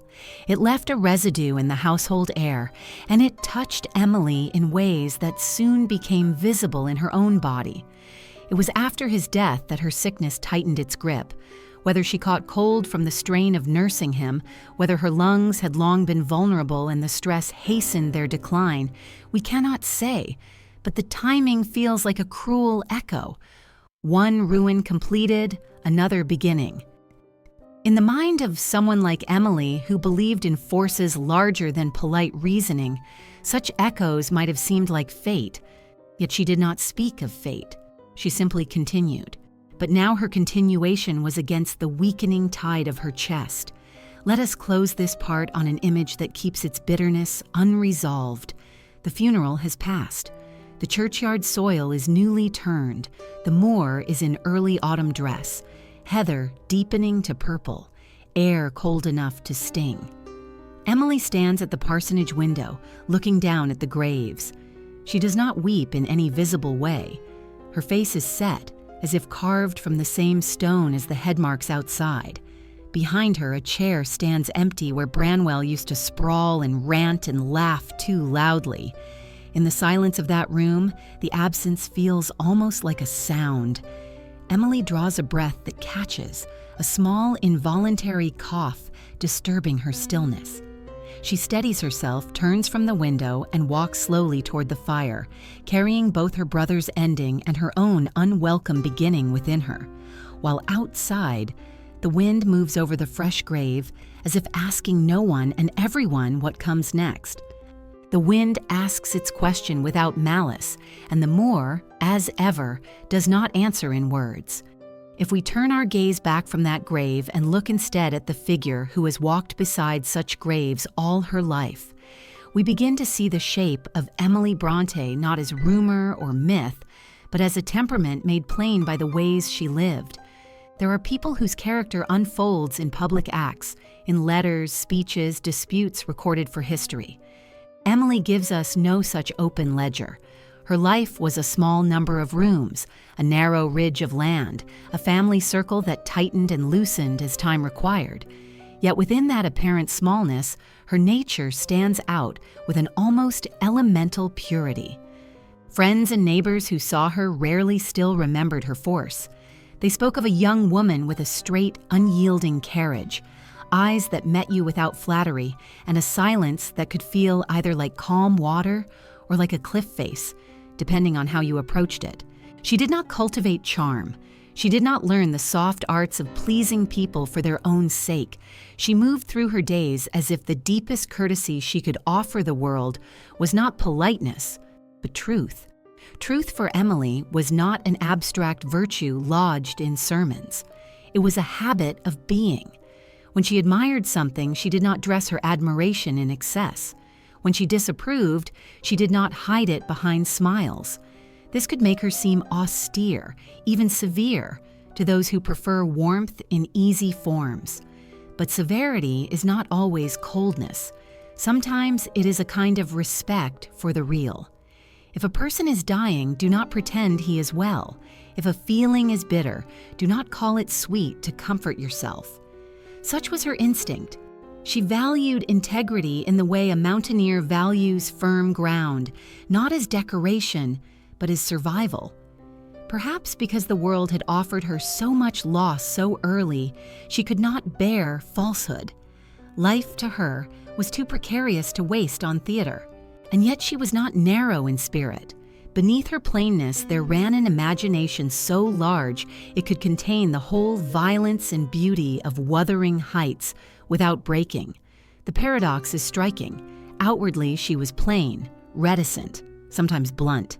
Inwardly she was a country of storms, of fierce loyalties, of metaphysical longing. There was also in her a pride that is often misunderstood. Pride, in common talk, is vanity, a hunger to be praised. Emily's pride was of another kind. It was autonomy. She did not want to be admired, she wanted to be free. Freedom mattered to her in a way that bordered on the sacred. You hear it in her poems, where the soul keeps insisting on its own wild right to exist beyond any human chain. You see it in her daily choices, in her refusal to flatter, in her unwillingness to be molded by schoolrooms or cities. Even her love of the moor was a form of freedom, because the moor offered no rules but nature's. It did not tell her to be agreeable. It did not measure her worth by marriage prospects or manners. It let her be fierce when she was fierce and quiet when she was quiet. When she was away from Haworth and Brussels, the ache she felt was not only homesickness for a dear place, it was a suffocation of freedom. She could not live without the horizon. She could not breathe in rooms where expectations crowded her like walls. So she returned. And she returned not once, but every time life tried to pull her too far from herself. If that looks like retreat to some eyes, it looks like fidelity to others. Emily was faithful to her own nature with a steadiness that is rare. Her affections, too, were of a kind that the world often fails to recognize because they do not announce themselves loudly. She loved animals with a directness that had no social filter. The dog keeper was her companion in the true sense, not a pet to be indulged, but a fellow creature she respected. She nursed injured birds, spoke to her animals as if their minds mattered, and seemed to trust their company more than human chatter. This was not because she disliked people as a rule. It was because animals did not lie, did not perform, did not demand that she translate herself into the language of manners. With her sisters, her love was more complex. She was close to Anne in a bond of shared imagination and quiet trust. She respected Charlotte, even when she did not bend to Charlotte's persuasion. She suffered for Branwell, even when she would not excuse him. Her love was not soft, but it was deep. If she helped you without spectacle. If she stayed absolutely. There is a kind of devotion that is all grand declarations. Emily's devotion was in endurance, and endurance is a love that keeps breathing when words are exhausted. Her mind was religious in a way that did not fit neatly into church doctrine. She attended services and respected her father's calling, but her spirit seemed to listen for God in wider places. In her poems, the divine is less a judge on a throne and more a presence in wind and solitude, a power that lives in the soul's own vastness. She did not speak much of this aloud. The parsonage was not a place where a young woman could easily declare unorthodox faith without stirring argument. Yet one senses that Emily's belief was fiercely personal. She held to an inner law, perhaps shaped by Christianity, perhaps shaped by the Moor's vast indifference, perhaps shaped by her own need for a kind of spiritual freedom. That inner law made her both strong and difficult. It made her refuse comfort when comfort would mean surrender. It made her refuse treatment when treatment would put her in another person's hands. It made her refuse to soften her novel's vision for the sake of moral approval. The same spirit that could sit quietly in a kitchen and knead dough could also look at the human heart and say, "This too belongs to nature. This too is wild, and I will not pretend otherwise." When she wrote as if speaking from a place beyond social fashion, and because she did, she startled her own century. It is worth lingering on her relation to solitude because it is central to her temperament and to the strange power of her work. Many people fear being alone and seek company to cover the silence. Emily sought silence to hear her own depths. Solitude was not a punishment to her. It was a climate she needed. She could walk for miles across the moor without boredom or restlessness. She could sit long hours without speaking and still be fully awake. She could live with the same few people for years and never hunger for crowds. This is not common, and those who do not share it sometimes interpret it as coldness or oddity. But solitude can be a form of love, too. It is love of inner truth. Love of the world as it is, when no one is performing for anyone else. Emily's solitude was fertile. It was where her imagination took root, where her poems grew, where Wuthering Heights could be born without compromise. Yet it also carried a shadow, the shadow that comes when a person is so self-contained that help feels like invasion. In health, this shadow looked like independence. In illness, it became something closer to fate. Even in small details, her character shows itself. The way she dressed plainly, untroubled by fashion. The way she walked fast and sure, as if the land belonged to her stride. The way she could be shy in company and yet fearless in argument. The way she refused to be pitied. The way she laughed rarely, but when she did, it was sudden and full, like sunlight breaking through cloud. These fragments do not give us a neat portrait, but they give us a living one. She was not a saint. She could be impatient, abrupt, even harsh. She could wound without meaning to. But she was, above all, real.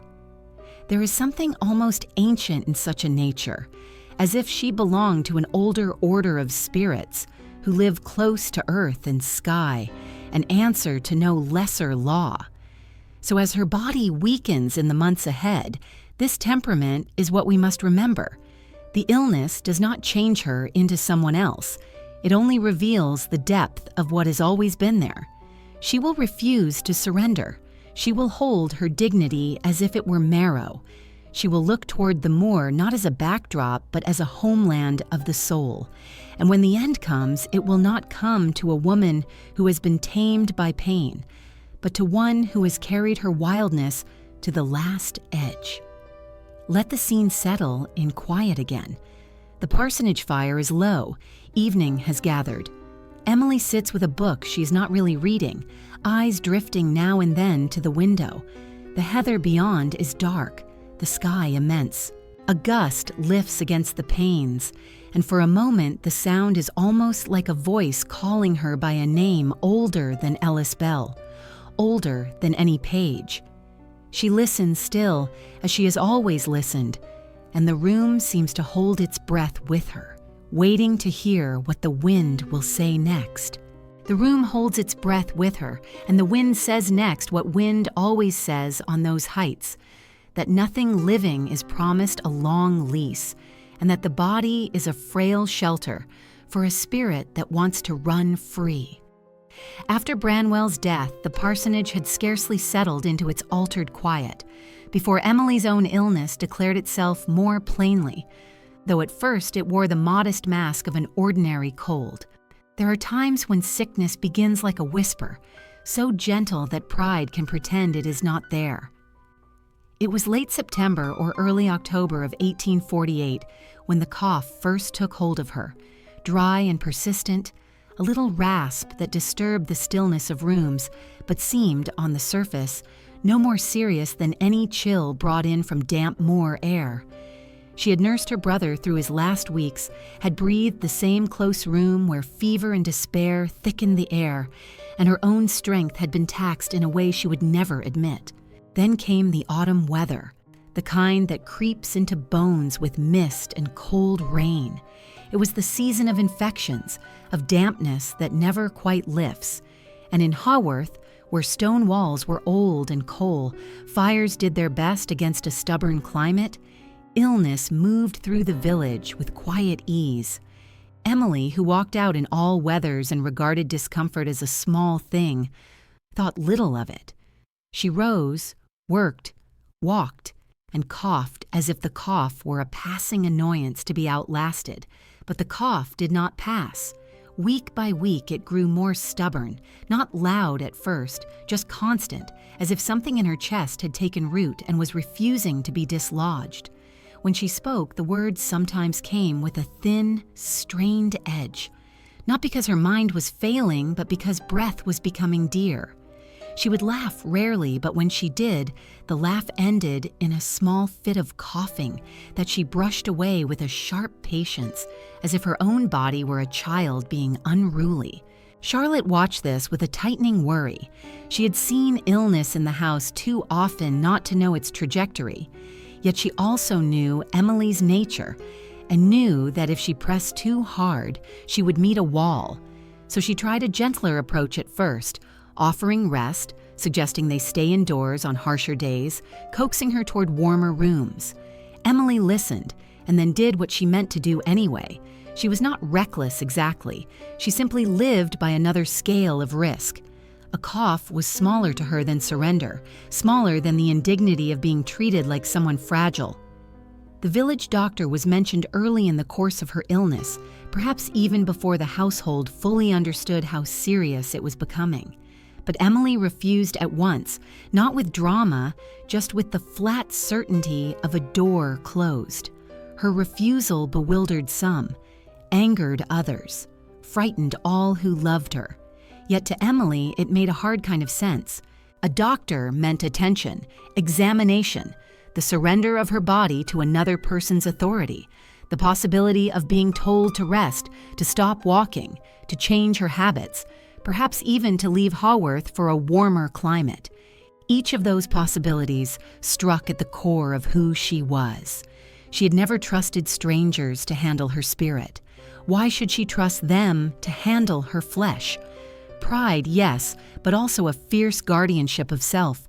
She had chosen years before to come home from Brussels rather than let the world reshape her.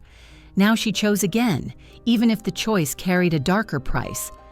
As October deepened, the illness began to unveil its true face.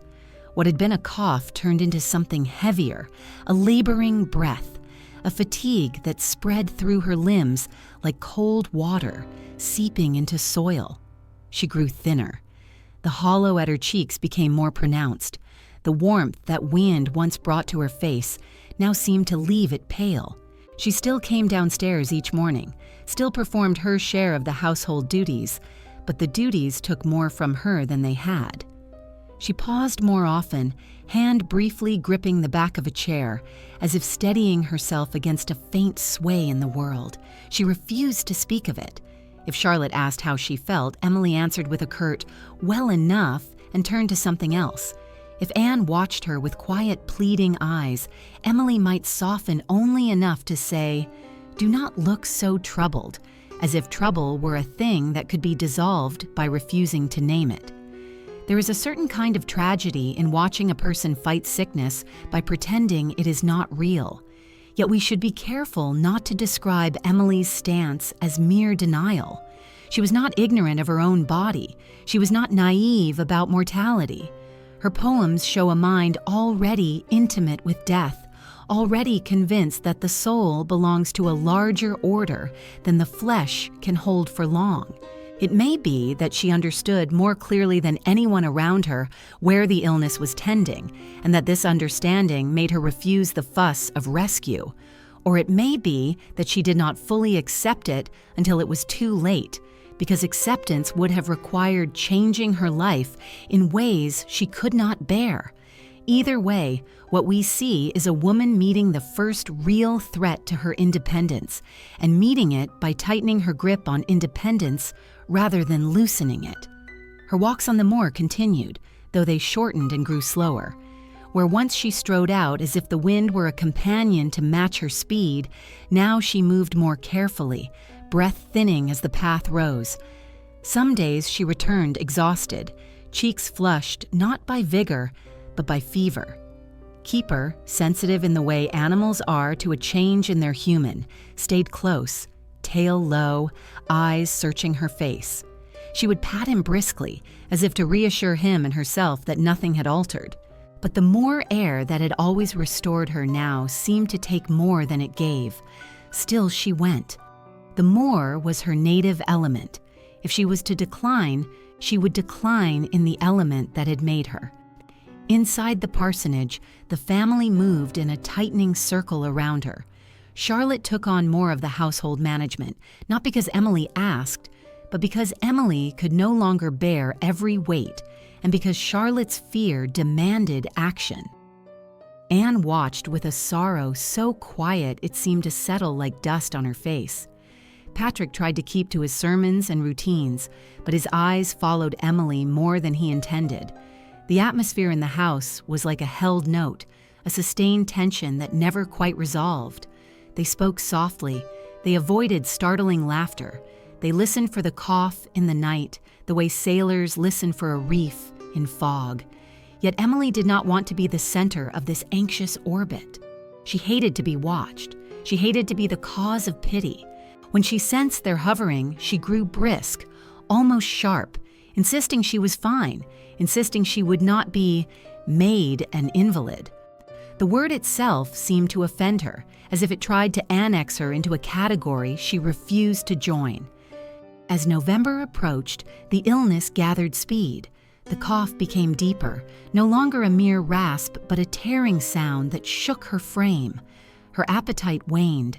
Sleep came in broken pieces. She grew weaker, yet her will did not waver. If she could rise, she rose. If she could dress herself, she dressed herself. There is a scene recalled by Charlotte that hovers over these weeks like a lantern in mist.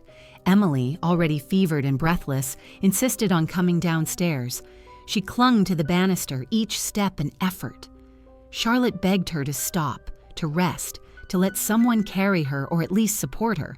Emily refused. She reached the sitting room on her own, pale but upright. "If I am to be ill," she seemed to convey, "I will be ill in my own manner." That manner was dignity forged from stubbornness, yes, but also from a lifelong practice of self-command. She had never allowed the world to see her as small. She would not allow illness to do it either. In those same weeks, the world outside continued its indifferent turn. The moor darkened earlier each day. The village moved toward winter. Somewhere far away, Wuthering Heights sat on shelves, puzzled over, criticized, or quietly admired by a few who felt its power without knowing how to name it. Emily did not talk of the book now.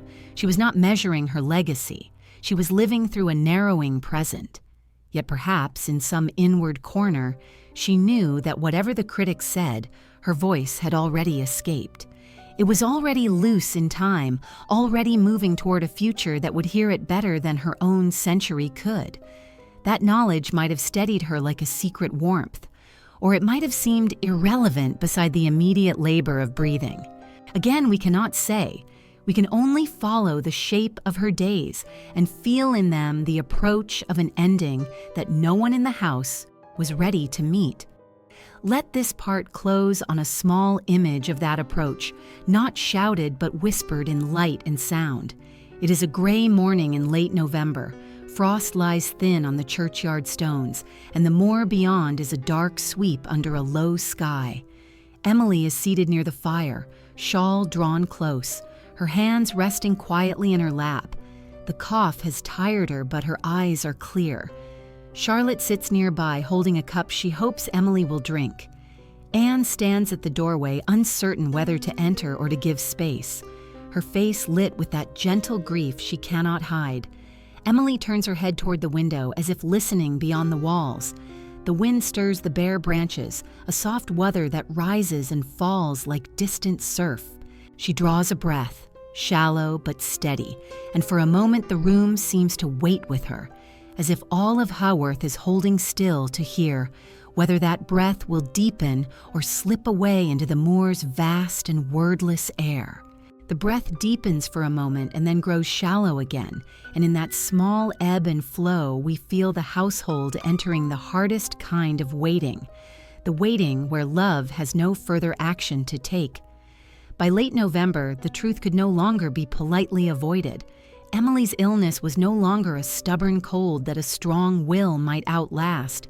It had become a consuming fire in the lungs, a wasting that moved with the steady patience of something ancient and merciless. The cough tore at her now, leaving her exhausted after each fit, and the spaces between fits were less restful than before because breathing itself had become work. Even so, her face carried that same strange composure, as if she stood inside a silence too deep for pain to rattle. Charlotte watched with a fear that was sharpening into desperation. She knew the signs, or at least she knew enough to understand that they were nearing a point beyond which effort would not bring her sister back. She had already seen death in the parsonage more times than her young heart should have borne. The earlier losses had been cruel, but they had belonged to childhood, to a time when one might still believe that grief is a thing that happens once or twice before life steadies. This loss, coming after Branwell's grave was still fresh, felt like the world turning its knife a second time in the same wound. Charlotte was not made for quiet inaction. When she loved, she wanted to save. When she feared, she wanted to reason with fear as if it were a person who might be persuaded. So she pressed again for a doctor, not gently now, but with the urgency of someone pleading at a locked door while fire spreads behind it. Emily refused again, more firmly if anything, because firmness was the last possession she could still control. She did not refuse by arguing about medicine's worth or by speaking grandly of fate. Her refusal was simpler and therefore harder to face. She said she would not have it. She said she did not want strangers in her room. She said she would not be treated like someone who had surrendered. There is a scene remembered by Charlotte in which she and Anne, trembling between love and terror, begged Emily to relent, to accept even a small assistance. Emily listened, her breathing thin. Then she fixed them with the same clear gaze she had always used when a point of honor was at stake, and told them, quietly and severely, to stop. She would not be coaxed. She would not be turned. Her will had been trained for years in the discipline of standing her ground against things that threatened her autonomy. Now, even the threat of death did not move her. One might call this obstinacy, and in a practical sense it was. But to Emily, it was integrity. It was the last way she could remain herself. If she allowed the doctor in, if she allowed medicine and hovering care to take command of her body, she feared she might disappear before death even arrived. Better, in her mind, to meet death as Emily, not as a patient, not as a spectacle of frailty. The family's helplessness in the face of this refusal is one of the quiet, controversial truths of her story. History likes to place a neat halo of inevitability around early death, as if everyone saw it coming and bowed. But in real rooms with living people, death is not neat. It is argued with, pleaded with, bargained with, and the bargaining often takes the form of urging a loved one to do something that might help. The Brontes were not passive. They were desperate for some way to keep her. The doctor's visit was their last reachable hope. Emily's refusal cut that hope off at the root. We should not treat the refusal as noble simply because it was firm. It was tragic because it placed her pride in direct conflict with their love. Pride is not always a sin, but it can be a cruel companion to those who stand beside it. Charlotte and Anne had to watch her decline without the comfort of knowing they had done everything possible. That weight would remain with them long after. Emily's own attitude toward her weakening body was almost eerily calm. She did not sink into complaint. She did not craft a melodrama from her pain. She approached her illness as she approached storms on the moor, acknowledging their presence without letting them govern her spirit. If the cough shook her, she waited for it to pass and then continued the sentence she had been speaking. If breathlessness forced her to pause on the stairs, she paused without apology and then went on. She'd always lived with a kind of inward distance from society's fears, and now she seemed to live with the same distance from her own suffering. It is not that she did not suffer. Her body was plainly in agony, especially in the nights when coughing fits left her gasping and when fever likely burned her with a cruel heat. But she would not let suffering define her. She treated it as one more force to stand against quietly, as if endurance itself were a last form of freedom. There were moments, though, when the mask cracked enough to hint at a deeper undercurrent. Sometimes she would stare long at the fire, not with distraction, but with a kind of searching, as if looking beyond flame into something older. Sometimes she would ask for the window to be opened, even in cold weather, as if she needed the moor air more than warmth. Sometimes, after a hard cough, she would rest her head back and close her eyes for longer than usual, and those who watched her could not tell whether she was only exhausted or already half stepping away. Yet when she opened her eyes again, they were steady, almost stern, refusing to be treated as a farewell gaze. If any comfort came to her, it came from the landscape she loved. The moor was visible from her room. Even when she could no longer walk it, she could watch its changing sky and feel herself still belonging to it. In that wide view, perhaps, she found a quiet acceptance. The moor does not mourn loudly. It holds all life and all death in the same wind. Emily had lived close enough to it to learn that language. The days narrowed further into the first weeks of December. Her strength fell so sharply that she could no longer pretend it was temporary. She began to stay upstairs more. When she did come down, it was only for short intervals, and every step was an act of will. The household was now a place of soft footfalls and whispered planning. Charlotte kept vigil. Anne moved with gentle efficiency, bringing broth, arranging pillows, trying to read the slightest change in Emily's face. Patrick prayed in his own way, sometimes aloud, sometimes in silence, his faith both a comfort and a torment, because faith does not spare a father's heart from breaking. Yet still Emily refused the doctor. She refused even when the refusal began to look less like pride and more like a surrender to the very end she would not name. And perhaps, under the pride, there was surrender. Not surrender of spirit, but surrender to a truth she had known from childhood, that death is not an enemy you always defeat, only a gate you sometimes meet sooner than expected. She met it the way she met everything, standing straight if she could, and if she could not stand, then at least not begging. It is easy, from far away, to ask why she would not accept help. We can offer possibilities, but not verdicts. Maybe she distrusted medicine, as many did then, because doctors often brought little more than bleeding, leeches, and harsh tonics that weakened a patient further. Maybe she feared that treatment would require leaving Haworth, leaving the moor, leaving the life that was her identity.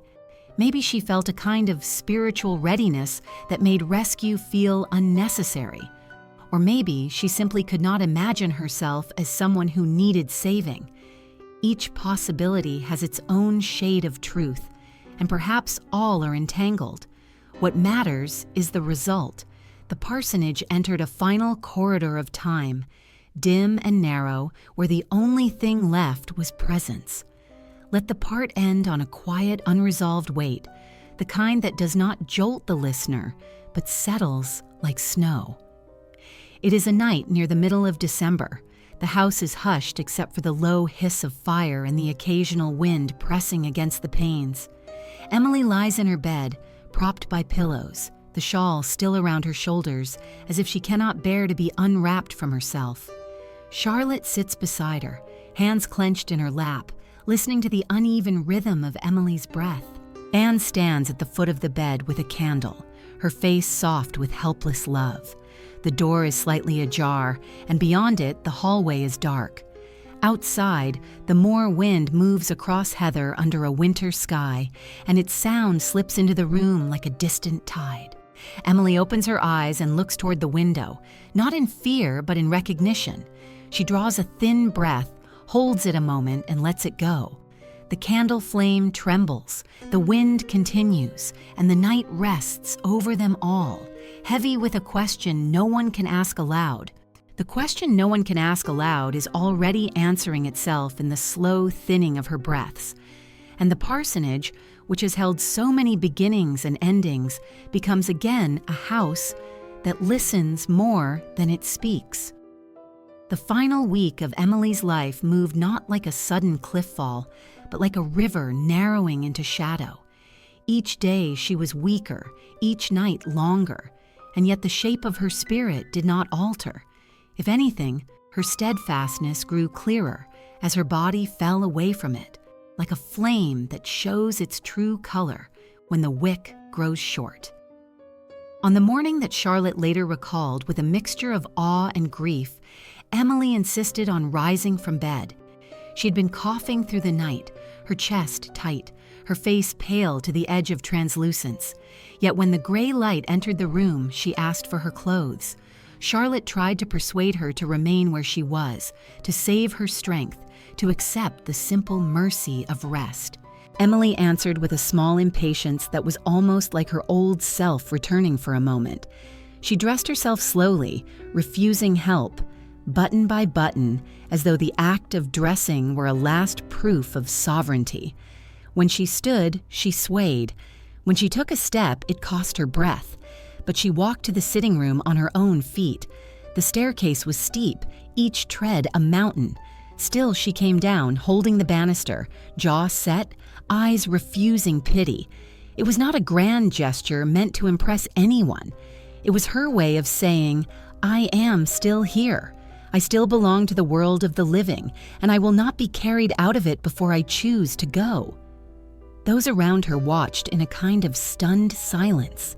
There are moments when love wants to rush forward and cradle, and moments when love is forced to stand back because the beloved's pride makes care feel like an insult. This was such a moment. Charlotte later described her sister moving like a dying eagle, not to dramatize her, but because that is what the scene felt like, a creature of the heights refusing to be lowered gently into a nest. Anne, standing nearby, held her own breath as if her breath might lend Emily strength. Patrick, hearing movement downstairs, came in and saw his daughter upright, and the look on his face must have carried years of buried sorrow. Yet Emily did not look at them to seek approval. She looked toward the fire, toward the window, toward the spaces that had always been hers. She sat in her chair as she had sat there 1,000 times, and for a while she said nothing. When she did speak, it was to ask for something ordinary, a piece of bread, a sip of drink, or perhaps a small household matter, as if the simplest acts of living were still the most dignified way to inhabit her last hours. The refusal of a doctor continued even now. By this late stage, any treatment available then would likely have been little more than harsh tonics or bleeding, which might have averted nothing and perhaps hastened the end. Yet the refusal still mattered to her family, because it symbolized her choosing to face death by her own law. Charlotte and Anne could not change that law, so they attended, not as healers, but as companions. They kept her warm, adjusted pillows, offered broth and water when she would accept them, and listened to her breathing as if listening could anchor it. Between them, there were few words. The parsonage had always been a place of silence, but this silence was different. It was the hush that gathers when the world is about to lose a voice it does not yet comprehend. The sisters did not speak much of Wuthering Heights, not in those days. The book seemed distant, almost irrelevant next to the stark reality of Emily's thinning life. Yet perhaps once or twice Charlotte tried to mention that some readers were beginning, quietly, to sense the novel's power. If so, Emily did not answer with pride or bitterness. She might have smiled faintly, or she might have let the comment drift past her like smoke. She had already done what she needed to do. Recognition, whether late or never, did not change the meaning of her act. The physical decline quickened. Tuberculosis often moves in cruel spurts, with moments of deceptive steadiness that are followed by sharp falls. Emily would appear a little stronger 1 hour, then be struck by coughing that left her gasping the next. Her hands became colder. Her voice grew softer, not just from weakness, but because each word required air that was becoming precious. Yet her eyes remained clear. Those eyes, so often described as intense and unwavering, were still unwavering now. If death frightened her, it did not show itself there. She had long lived with a kind of metaphysical intimacy, a sense of a larger life beyond the visible one. Her poems had spoken again and again of the soul's unchained nature, of the body as a temporary gatehouse rather than a prison. Perhaps she felt now that she was simply approaching that gate, or perhaps she felt nothing so articulate, only the quiet exhaustion of a body yielding, while the mind watches with steady disbelief. Either way, she did not give the household the comfort of a dramatic farewell. She did not gather them for a last speech. She did not perform penitence or reassurance. She remained, to the last, the woman who valued plain truth and would not dress it in ceremony. One can imagine the small human details of that room because it was not a theater, but a home. The smell of coal smoke and thin winter air, the faint creak of floorboards as Anne moved lightly, the rustle of Charlotte's dress when she leaned forward to listen, the occasional distant sound of the village, muffled by cold, a cartwheel, a dog's bark, the church bell far away, the snow or frost whitening the graves outside, the moor beyond dark and immense, waiting under a colorless sky. Emily's bed near the window where she could still see that land, the shawl drawn close even in sleep, a garment turned almost into armor. Such ordinary details are what make death real. They are the setting in which the great invisible change happens. On the 19th of December, 1848, the end arrived. Accounts say that she had asked to be helped up, perhaps wanting to sit upright as she always did. She had been growing weaker through the day, her breathing shallow, her cough sometimes breaking her into tremors. Yet she remained conscious, aware, and still in possession of herself. Charlotte and Anne were with her. Patrick was near. At some point, the breathing grew quieter, the spaces longer. She did not struggle in a way that alarmed those present. There was no loud last cry. She simply slipped, as if the boundary she had been leaning toward all week had finally given way under her step. In the moment, those who loved her could not have felt the future's awe. They felt only the raw emptiness of a daughter and sister gone, leaving behind a chair that would never again be filled by that straight-backed, severe, quietly blazing presence. The parsonage that had so often watched death enter now watched it take the one who had seemed, by nature, almost indestructible. Yet even here we must allow a little ambiguity, because Emily's death has always carried a faint veil. Some later writers speak of her as refusing salvation, as if pride killed her.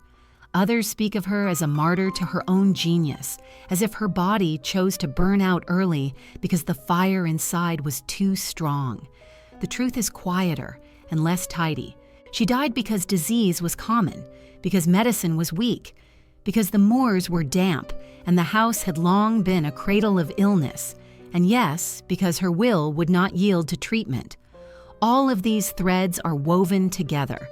To pluck one out and declare it the whole story is to misunderstand her again, in a new way.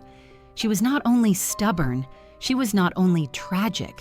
She was a human being made of fierce independence and deep love, shaped by a harsh landscape and harsher losses, who met death in the same spirit with which she met life, unadorned, unbowed, and faithful to herself. Let the part end with an image that does not settle into a moral, but into a hush. Evening falls on Haworth the day she dies. The parsonage is very still.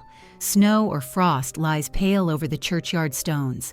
Inside, candles burn low. Charlotte sits at the table, hands unmoving, as if she has forgotten what to do with them. Anne stands by the window, watching the moor darken, her breath fogging the glass. Patrick is alone in another room, prayers lost in silence. Upstairs, Emily's room is quiet now. The bed smoothed, the shawl folded, the air holding the faint scent of coal in winter. Outside, the wind moves over heather, steady and indifferent. And for a moment, it sounds like footsteps on a path that will never again feel her weight, carrying her absence into the wide, dark land she loved, where nothing ever fully ends and nothing ever fully explains itself. The wind carries her absence into the wide, dark land, and the land receives absence the way it receives everything, without ceremony, without resistance, folding it into its long memory of weather and footsteps. The days after Emily's death were not filled with the kind of public mourning that surrounds celebrated figures. There were no crowds at Haworth, no literary pilgrims at the gate, no newspapers lamenting the loss of a genius. She had died young, in a village that knew her as a reserved parson's daughter, not as a writer of force. Wuthering Heights had been printed only a year before and had been met more with bewilderment than reverence. The few who sensed its power did not yet have the authority to proclaim it loudly, and the many who dismissed it had no reason to grieve its author. So the parsonage entered mourning in relative quiet, as families often do when the world outside does not yet know what it has lost. Yet quiet does not mean small sorrow. In a house that had already buried so many, grief had become a familiar guest, but familiarity does not blunt its teeth. It only teaches you where it will sit and how long it will stay. Patrick Brontë, now an old man who had outlived his wife and 3 of his 6 children, moved through those days like someone walking in heavy snow. He was a clergyman, and his faith offered him words to say over graves, ways to lift sorrow into prayer. Yet faith does not spare the body from the ache of a missing child. He had relied on Emily not only as a daughter, but as the steady presence in the parsonage, the one who kept the domestic world turning so that he could keep his parish. Her competence had been so woven into the house that her absence felt like a seam torn out of cloth. After her death, the smallest tasks became reminders. The kettle left unfilled, the bread unbaked at its usual hour, the chair empty at the fire. Each ordinary thing that did not happen because she was gone became a quiet bell tolling again and again. Patrick, stern in public, must have known that he could not let grief unravel him. He had parishioners to tend, sermons to preach, a village that looked to him even as he suffered. So he held himself upright, and that uprightness was its own kind of mourning, a silent vow to continue because life required it. Yet one can imagine him pausing in the hallway outside Emily's room, hand resting on the doorframe, eyes fixed on the stillness within and feeling the full weight of what had been taken. Charlotte's grief was of another flavor, sharp and restless.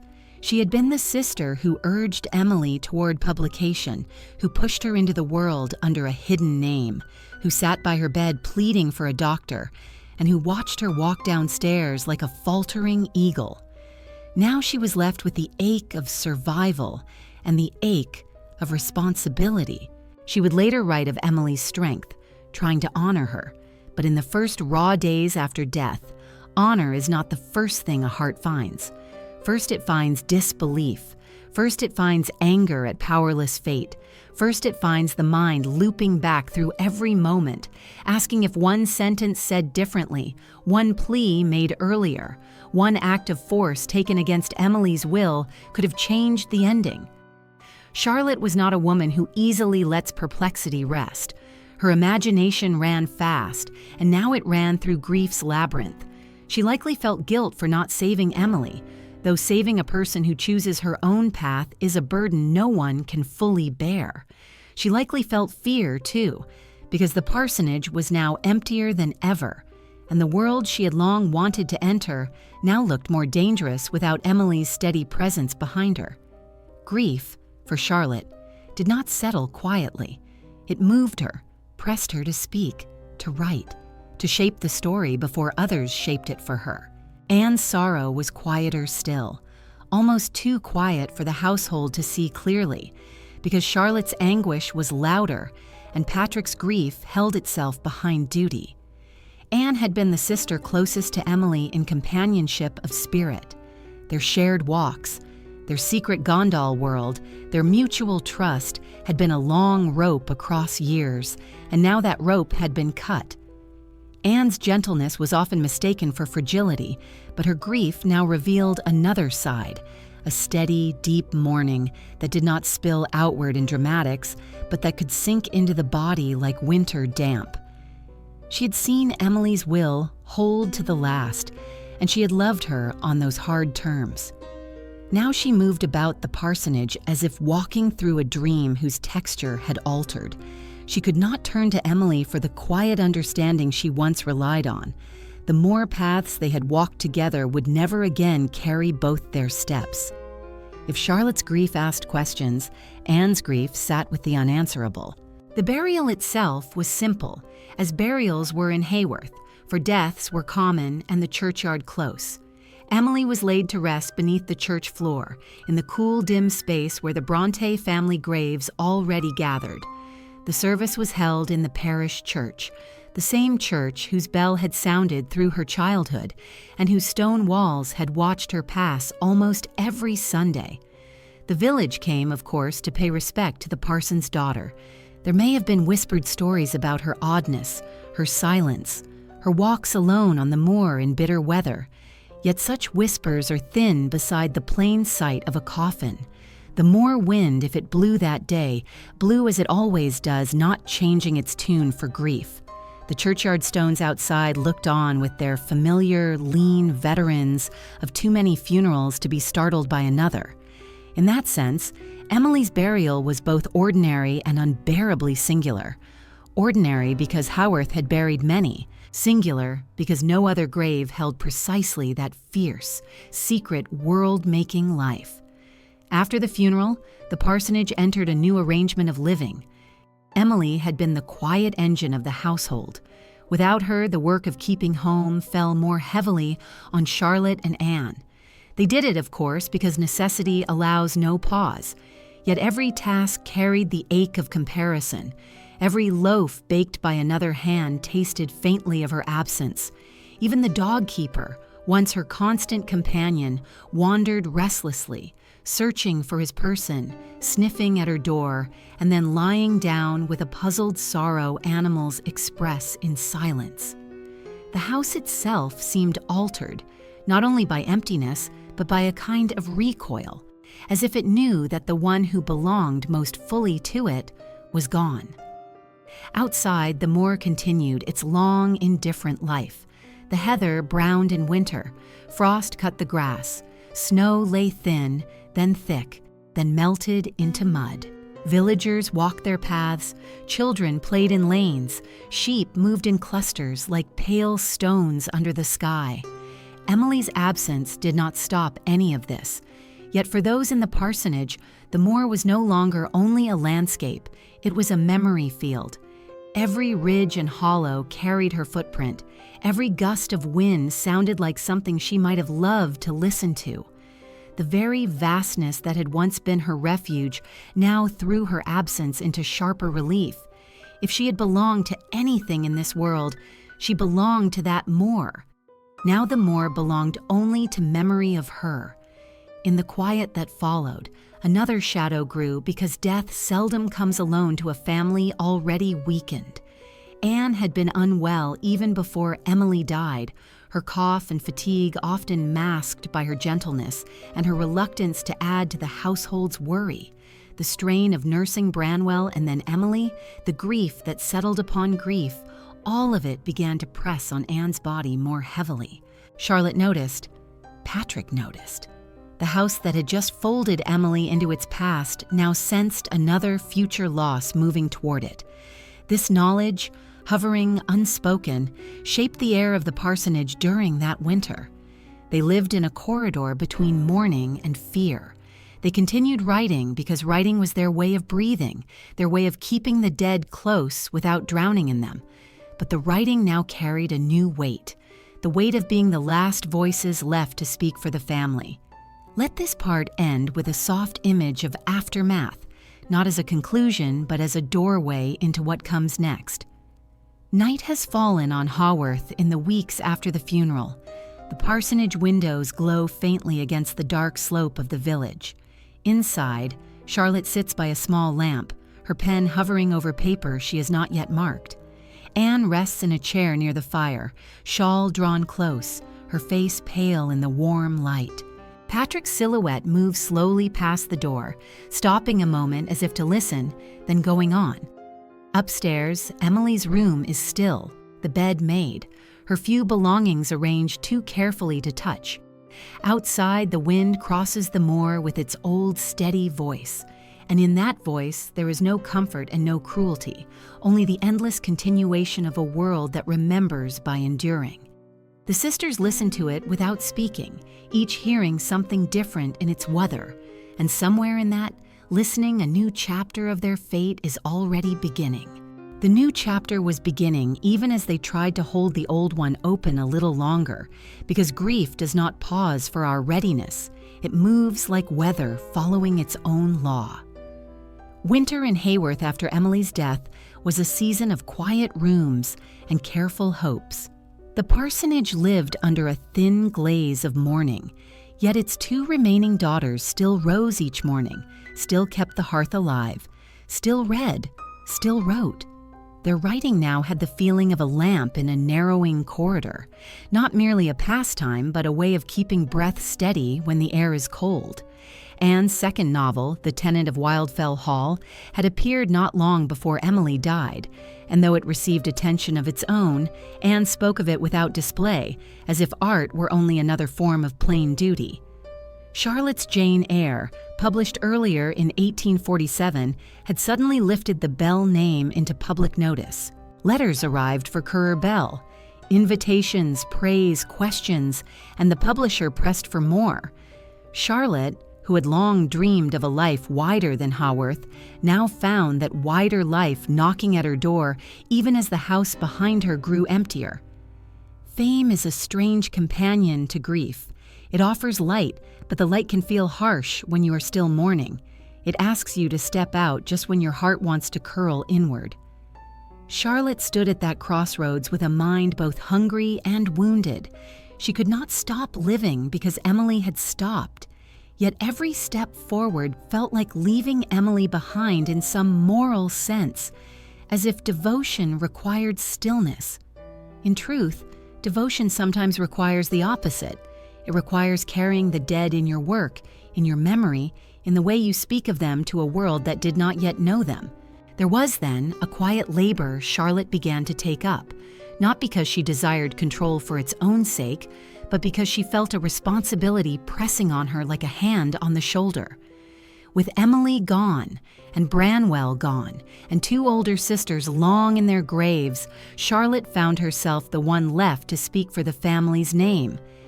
Anne was alive and writing still, yet Anne's temperament was not made for public argument. She did not fight rumors, she endured them. Patrick was alive too, but age and sorrow had drawn him inward, and though he loved his children fiercely, he did not move easily in the literary world that was now turning toward their house. So Charlotte became the interpreter, the guardian, the voice that would explain the bells to the world. She did not yet know how heavy that guardianship would become. Even before Emily died, whispers had begun to twist around the Bell authorship. Some critics suspected that Currer, Ellis, and Acton Bell were not three men, but one, or perhaps two, hiding behind different names. The boldness of Jane Eyre, the strangeness of Wuthering Heights, the moral clarity of Agnes Grey and Wildfell Hall felt too related, some said, to belong to separate minds. The publisher's office in London was full of guessing. Reviewers wrote with confident speculation. In an age hungry for caricature, the world wanted a neat story for these books, and if the true story remained hidden, it would invent another. Charlotte watched this from Haworth, and the watchfulness did not bring her peace. She knew anonymity had been a shield, but she also saw that the shield was now breeding confusion that might harm them more than exposure would. Her desire to step into the light was not only about claiming glory, it was about protecting her sister's work from certain kinds of misreading. If Emily's novel was being treated as the product of a coarse male mind, what chance did it have to be understood as the utterance of a woman of fierce integrity? If Anne's honest moral outrage was being dismissed as too bold for a young cleric's daughter, would it not be better for the world to see the courage in the true authorship?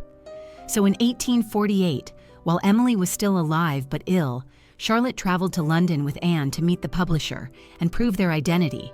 It was a journey both practical and symbolic, a crossing from shadow into daylight. They arrived in the city modestly dressed, carrying the quiet dignity of provincial women who knew they were about to startle assumptions. The publisher was surprised, the rumors quelled. The truth of the Bells being three sisters, not three brothers, became known in certain circles, though public knowledge still spread unevenly. Emily did not go. She was too sick and too inwardly unwilling. Even had she been well, it is doubtful she would have traveled for such a purpose. She did not want the public arena. She wanted the moor. So while Charlotte and Anne stood in London defending their work's true source, Emily waited in Haworth with her own truth, unconcerned with proving it to strangers. There was a kind of tragic grace in that contrast, one sister stepping forward to name the family, the other stepping away from naming altogether. After Emily's death, the consequences of that revelation deepened. The public now looked back at Wuthering Heights through a new lens. Some were newly astonished that a woman could have written such a book. Some were newly scandalized. Some were newly inclined to soften their earlier harshness because they imagined a gentler feminine spirit behind the pages. But misunderstanding is persistent. Even a correct name does not guarantee a correct reading. Charlotte sensed this keenly, and as she watched Emily's reputation forming in the hands of strangers, she felt compelled to guide it. Here begins one of the most controversial, but also most human acts of Charlotte's later life. She became the shaper of Emily's legend. She did this in several ways, some deliberate, some unconscious.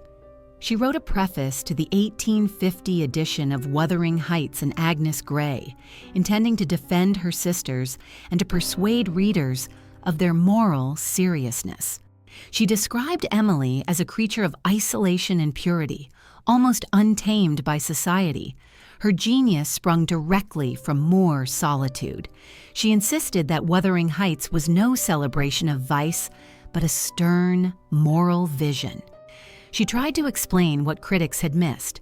In doing so, she performed an act of love, and love can be a powerful interpreter, yet love also carries its own distortions. Charlotte, in her grief, emphasized certain traits in Emily and downplayed others. She portrayed her as more naive about the world's darkness than Emily likely was. She made her seem more remote, more singularly wild, perhaps because that wildness was both true and consoling. To say Emily was a rare Moor spirit helped Charlotte bear the loss. It also helped the public place Emily in a romantic frame that felt safer than confronting her full complexity. In sorrow, Charlotte was not trying to falsify her sister. She was trying to secure her. But securing a person in memory often requires fastening them to one interpretation, and interpretations are never complete. Anne, meanwhile, was growing weaker. Her cough that winter was no longer a mild trouble. It began to mirror the path Emily had walked only weeks before. Charlotte noticed with dread. Patrick noticed with a slow, sinking despair. Yet Anne herself, though frightened at times, carried her illness with an uncomplaining patience that was distinct from Emily's iron pride. She did not refuse care, yet she did not cling to it either. She accepted what comfort others offered without making comfort the center of her life. She still wrote, she still read, she still walked when she could. But her steps shortened, her breath thinned, and by spring of 1849 it was plain that the family was approaching another grave. The parsonage, still raw with Emily's absence, found itself bracing for a second blow. It is hard to imagine a house holding so much sorrow without breaking, yet it did not break. It only grew quieter, as if silence were the last defense left. In May 1849, Anne died at Scarborough, where she had gone hoping sea air might help her lungs. Charlotte was with her. Patrick was not, too frail to travel, left at Haworth waiting in worry. The sea wind did not save Anne. She died gently, and Charlotte returned home carrying another absence. Now Charlotte stood alone among siblings, the only one left to speak. Patrick, still alive, was no longer a companion of youth, but a father drifting into old age surrounded by graves. The family that had once been 4 children clustered around a fire was now reduced to 2 souls in a parsonage on a hill. In that emptiness, Charlotte's role as interpreter and survivor hardened into destiny. She would write again, travel, marry, and remain the guardian of her sisters' names in the public mind. This guardianship would help Emily's reputation rise. It would also, inevitably, filter Emily through Charlotte's own temperament, as all survivors must do. So in this part, we see how Emily's legacy begins to detach from Emily, the person, moving into the currents of public story, shaped by love and grief and the hunger of a culture for tidy myths. We should not condemn Charlotte for this. She had lost almost everyone she loved. She was carrying more weight than any one heart should have to. She did what she could to keep Emily's book from being buried with its author. Yet we should also remember that even the best guardian cannot preserve a life without altering it in some way. The world would come to know Emily through Charlotte's words as much as through Emily's own. That is how memory works. It is always a collaboration between the dead and the living. Let the part end with an image that keeps that collaboration gently unresolved.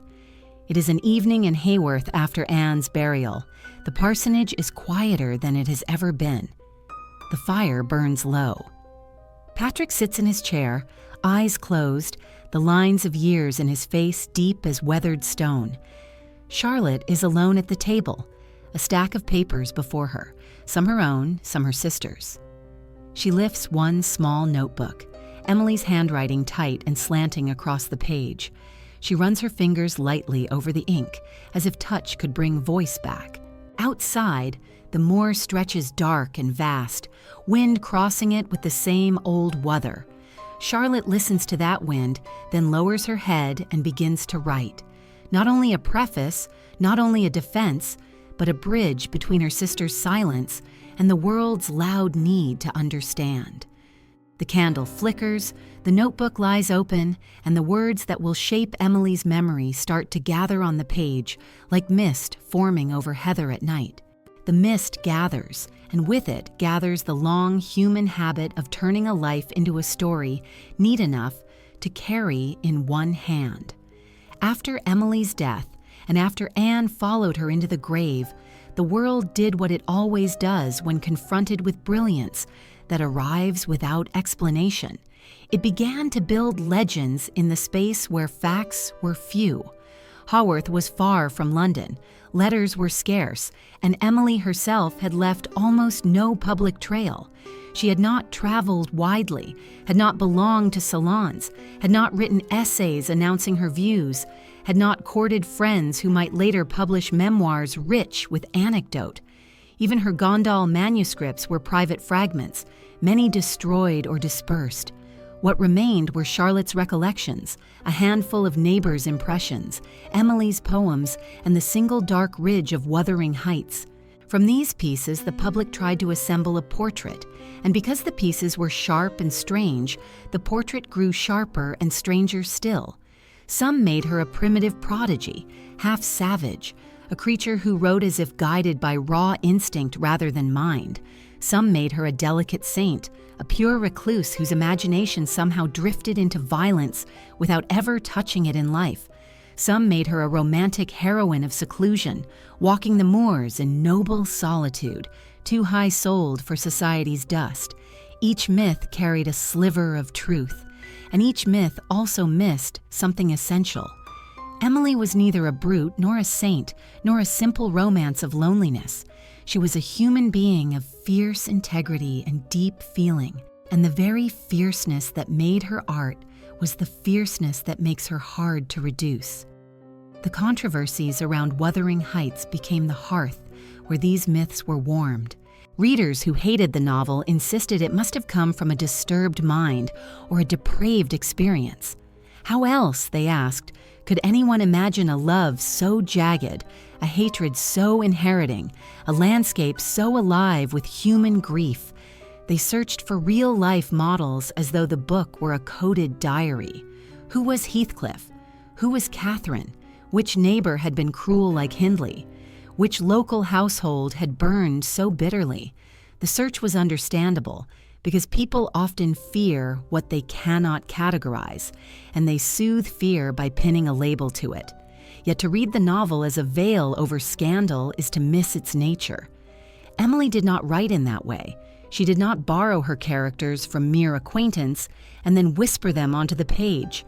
She built them from archetypes and elemental forces, from the geology of her own inner world, from the way passion looks when it is freed from politeness. Heathcliff is not a portrait of one rough man in Haworth. He is a figure of outsider fury and absolute loyalty, shaped by rejection, clinging to love as if love were the only law left in him. Catherine is not a neighbor girl with a borrowed name. She is the paradox of longing and pride, torn between wild belonging and social assent. To hunt for their literal originals is like hunting for the literal original of a storm. The storm is not copied from one cloud, it is a gathering of weather. Still, the hunting continued, and in some circles it continues even now, because readers like to imagine that a book so intense must have been lived rather than dreamed. They asked, did Emily have a secret lover? Did she suffer a hidden heartbreak? Did she witness some scandal in the village that flamed into her imagination? There is no strong evidence of such things. She lived a life outwardly narrow, and those who knew her saw no hint of romantic entanglement. Yet evidence alone rarely silences desire. The world wants a reason for genius, a neat chain of cause and effect. It is uncomfortable to accept that a person might produce something vast from a life that looks ordinary on the surface. But if we listen to Emily's poems, we hear that her emotional life was not ordinary at all. It did not need a lover to ignite it. It was already on fire with metaphysical longing, with a hunger for freedom, with a sense of belonging deeper than romance. Love, for her, was not merely a social contract between two people.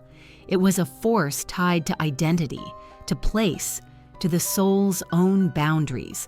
Such love can be imagined as fiercely as it can be lived. In some cases, it is imagined more fiercely, because imagination has no need to survive the compromises of daily life. Another controversial line of thought grew from the novel's violence. Critics who had called it immoral sometimes tried to rescue it later by reframing Emily as naive, as someone who did not understand the social consequences of what she wrote. They implied that her seclusion left her ignorant of the world's finer shades, that she wrote brutality because she had not been educated into refinement. Charlotte herself, in defending her sister, sometimes leaned toward this view, describing Emily as living almost outside society's knowledge. Yet the poems and the novel itself argue against such innocence. Emily understood cruelty. She understood class. She understood manipulation. She understood how power slips into families and warps them. You do not write Wuthering Heights by accident. You write it because you see the human heart's capacity for both ruin and devotion. If she was ignorant of drawing room etiquette, she was not ignorant of the darker etiquette of passion. Her insight was not learned from polite society, but from a deeper observation of life that happens in every household, every village, every soul. In that sense, calling her naive is another way of making her less unsettling than she truly was. It is an attempt to tame her by turning her into a child of the moor rather than a deliberate artist. There were also debates about her faith and her moral intention. Some readers saw in the novel a bleak, almost pagan vision, where the universe cares nothing for conventional virtue. Others argue that beneath its harshness lies a moral structure as strict as any sermon, showing how obsession destroys and how forgiveness, however late, cleanses. Emily did not leave an essay to tell us which reading she preferred. Her poems suggest a spirituality both Christian and fiercely personal, a belief in the soul's endurance beyond death, and a disdain for shallow piety. Wuthering Heights, too, is not godless in the sense of mocking morality. It is godless only in the sense that it does not flatter moral vanity. It does not place a tidy halo on the good or a tidy forked tail on the wicked. It shows people as storms, and storms do not ask permission to exist. Yet storms also pass, leaving consequences that are moral even if no preacher names them. Perhaps Emily's true moral intention was not to instruct, but to reveal. She wrote so that readers would face the reality of passion without comforting curtains. If the revelation unsettled, that was not her failure. It was her honesty. As decades moved on, new controversies rose with each new generation of readers. Victorians wrestled with the novel's impropriety. Modern readers sometimes wrestle with its toxicity, asking whether the love it portrays should be admired or condemned. Some feminists read it as a revolt against patriarchal containment.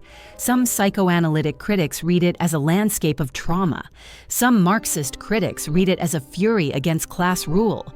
Each reading illuminates something, because great books are like deep wells that reflect whatever sky leans over them. Yet the danger is to think any single interpretation is the whole depth. Emily's work refuses to be owned by one theory. It is older than theory, closer to raw life. It says, here is what love can do. Here is what pride can make. Here is how the past haunts the present. And here is how a landscape can become part of a human soul. Beyond that, it leaves the reader to wrestle. The wrestling is part of its purpose. And through all these debates, Emily as a person remains half-veiled. The less we can know of her outward life, the more fiercely the world projects onto her. Yet perhaps that veil is not merely a limitation, but a fitting echo of her nature. She did not want to be easily known. She lived with doors closed, not to be cruel, but to keep her sacred inner air from being crowded. Even in death, she resists our grasp. She's like the moor in mist, visible enough to move you, never clear enough to pin down. If we honor her, perhaps we honor her best by letting some mystery remain, by refusing to make her either monster or angel, and by listening to her voice where she chose to place it, in poems that speak like wind and in a novel that still wuthers across centuries. let us end with a quiet image that holds this ambiguity rather than resolving it. Imagine a reader many years after her death, perhaps in a lamplit room far from Yorkshire, turning the pages of Wuthering Heights with a mixture of shock and recognition. Outside that reader's window is not the moor but some other landscape, yet the book's wind seems to blow through the room anyway. The reader pauses, looks up, and wonders what kind of woman could have written this. What kind of life could have held such darkness and such fire? The question hangs in the air. In Haworth, the churchyard stones lean as they always have. The moor stretches wide and secret. Somewhere in that wide secret, Emily remains what she was in life, a presence half known, half untouchable, her genius not explained by any simple tale, but continuing to breathe through the pages like a night wind that never quite settles into silence. The night wind never quite settles, and perhaps that is why, as years turned into decades, the world that had once recoiled from Emily's storm began to lean toward it instead, listening more carefully, as if time itself were teaching the ear how to hear. At first the change was slow, almost reluctant. Wuthering Heights remained a strange book in Victorian drawing rooms, whispered about rather than embraced, admired by a few bold spirits, and distrusted by many who preferred their novels to be polite sermons dressed in velvet. Yet literature is like the moor in this. What seems harsh in one season can feel necessary in another. The same qualities that had made critics call her work coarse or improper began, through the widening of taste and the fatigue of gentler forms, to shine with a different light. Readers who had grown weary of tidy moral recompense began to recognize the novel's deeper honesty. They saw that Emily had not written violence for the sake of violence, but because she knew the human heart can be violent, and to pretend otherwise is a kind of falsehood. They saw that her characters were not meant to be models for imitation, but forces to be understood, like fire or frost, dangerous if mishandled, illuminating if faced without fear. Slowly the book moved from the shadowed shelf of curiosity to the steadier place of serious art. Charlotte's defense played its part in this shift. The preface she wrote, though it filtered Emily through her own temperament, also opened a path for readers who might otherwise have dismissed the novel entirely. She urged them to look beyond surface shock to the moral sternness beneath, to the terrible fairness with which Emily punished cruelty and showed the cost of obsession. Some critics listened, others did not. But the preface kept the book alive in conversation long enough for time to do its work, and time, as it often does with the truly singular, began to raise Emily's voice higher than the voices that once tried to hush it. When Charlotte died in 1855, the last living sister, the public memory of the Brontes was still forming, but now it formed without any family hand to guide it. Biographers came to Haworth, letters were gathered, stories were told, retold, altered. Yet even amid myth-making, the book remained the strongest testimony. It could not be explained away. It could only be read again and again, growing larger with each generation's gaze. By the late 19th century, a new kind of reader had arrived, one less alarmed by passion and more fascinated by psychology. The rise of modern thought, of questions about the unconscious and the darker corners of desire, made Emily's novel feel less like a scandal and more like a revelation. Scholars began to notice its architecture, the way its nested narrators create a sense of distance and intimacy at once, like looking through one window into another, each frame shaping the storm. They began to notice how the landscape is not background but participant, how the moor's wildness does not merely reflect the characters' inner lives, but seems to grow them. They began to see that the novel's brutality is balanced by a severe beauty, and that its ending, though not gentle, is not without a kind of bleak reconciliation. Emily was no longer treated as an odd provincial outlier. She was treated as a deliberate artist whose choices were as intricate as they were fierce. The 20th century widened her legacy further. As wars tore across Europe and faith in simple progress grew brittle, readers found in Wuthering Heights a truth that felt oddly modern, that human beings are not inevitably improving, that love and hatred can pass through generations like inherited weather, that class pride and trauma do not vanish merely because society wishes them to. The book began to be taught, not as a curious Gothic relic, but as a central work of English literature. Writers read it and felt their own possibilities expand. Some learned from her that a novel need not be polite to be true. Some learned that passion could be portrayed without apology. Some learned that women's voices could be as wild and unsparing as any man's. In this way, Emily's influence moved quietly into the bloodstream of literature, so that even those who never named her were shaped, faintly, by the courage of her vision. With recognition came new forms of remembrance, some faithful, some less so. Haworth became a place of pilgrimage. People traveled there, climbed the hill to the parsonage, walked the moor paths Emily once walked, looking for her in the heather, in the wind, in the stillness of the churchyard. The house became a museum, its rooms preserved, its objects displayed, the small table, the writing desk, the chairs, the view from the window. There is tenderness in such preservation, and also a strange irony. Emily had lived guarding her privacy, resisting the gaze of strangers, and now strangers came in steady streams to peer into her domestic life. Yet perhaps the pilgrimage is less an invasion than a confession. People come to Haworth because the book has moved them, because they feel a kinship with the moor's wildness in themselves, because they want to touch the soil that produced a voice that spoke to their own hidden storms. In that sense, the pilgrimage honors her in the only way fame ever can, by turning a private utterance into a shared refuge. The arts multiplied her presence. Wuthering Heights was adapted to stage and screen, translated into many languages, woven into music and visual art. Each adaptation carried some part of her fire elsewhere, though no adaptation could fully hold the book's rawness, because the book's rawness lives in its language and structure as much as in its plot. Still, the very fact of adaptation reveals her stature.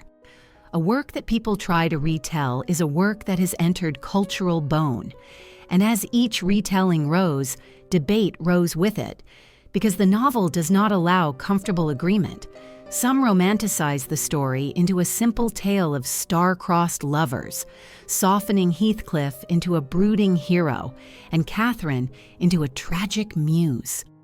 Others resisted that softening, insisting on the cruelty, the damage, the moral cost. These debates are part of her legacy, too. A book that stirs argument across centuries is a book that still breathes. Emily's genius was not to offer answers that put a reader to sleep in wakefulness, but to pose questions that linger like wind in an open doorway. Meanwhile, her poems, once nearly forgotten in the shadow of her novel, gathered their own quiet following. Readers found in them a voice even more bare and transcendent than in the novel, a voice that speaks to solitude without self-pity and to death without terror. Some of these poems became beloved not only by scholars, but by ordinary people who felt in them an echo of their own inner lives. The poems showed that Emily's mind was not limited to narrative violence. It was also capable of a strange serenity, a calm that looks straight at the void and calls it home. In a way, her poetry completed her legacy by revealing the full compass of her spirit, the storm and the stillness, the fierce earthiness and the metaphysical reach. Yet even as recognition rose, something bittersweet remained in it, like a sweetness that comes only after a long bitterness. Emily did not live to see any of this. She died in 1848 at 30 years old, still considered by many a strange recluse, still misunderstood, still unnamed in the public mouth. The praise came too late for her ears. The pilgrimages came too late for her steps. The debates came too late for her own voice to join. We might be tempted to call that injustice, and perhaps it is. But injustice is part of the human pattern. The world often fails to recognize what it most needs until it has already lost the person who brought it. Emily's story teaches this in the quiet way that life teaches it, not as a moral lesson, but as a fact you feel in your bones. Still, there is another way to see the timing. Perhaps Emily never wanted public recognition in life. Perhaps she would have found it intrusive, even suffocating. Perhaps the best form of her fame is the one that arrived after she was beyond the reach of praise or gossip, beyond the pressure to explain herself. In death, she became what she had always been in spirit, a voice unowned, a landscape of imagination that people could enter without demanding that its creator perform for them. Her genius now lives as a place readers wander, not as a personality they can press into their own categories. She is, in that sense, both mourned and free. Let this part end with a gentle image that holds the sweetness and the lateness together. Imagine a classroom or a quiet bedroom in some distant year, a reader opening Wuthering Heights for the first time. The reader may be young or old, city-born or country-raised, yet as the pages turn, the more begins to rise in the mind, dark and wide, and the characters move with a force that feels both frightening and deeply familiar.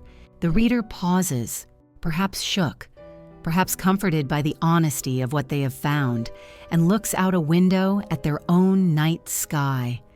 Somewhere far away, Hayworth's Hill still stands, the parsonage still overlooking its graveyard, the moor still rolling beyond. The wind moves across it with the same wuthering voice Emily knew, and that voice travels now not only over heather, but through 100,000 hearts, carrying her work forward like a message in a bottle that finally reached the shore it was always meant to find. The message in the bottle reaches shore, and yet the sea that carried it remains, wide and restless, refusing to be owned by any single landing. So it is with Emily Bronte's life and with the way we remember it. The world that finally learned her name has tried, again and again, to take hold of her tightly, to make her into a figure that can be explained in one breath. For some, she is the wild sister, the moor spirit who wrote as naturally as wind howls. For some, she is the tragic recluse, crushed by illness before her time. For some, she is a prophet of passion, a woman whose imagination broke into a century too timid to receive it. And for some, she is a riddle, still unsolved, a face half turned away, a voice that came from darkness and returned there quickly, leaving only an echo on paper. Each of these images carries a truth, yet none is enough. The more we try to flatten her into a single shape, the more she slips through our fingers like peat water. Perhaps that slipping is not a failure of our understanding, but a final fidelity to her nature. Emily never offered herself easily in life. She does not offer herself easily in memory either.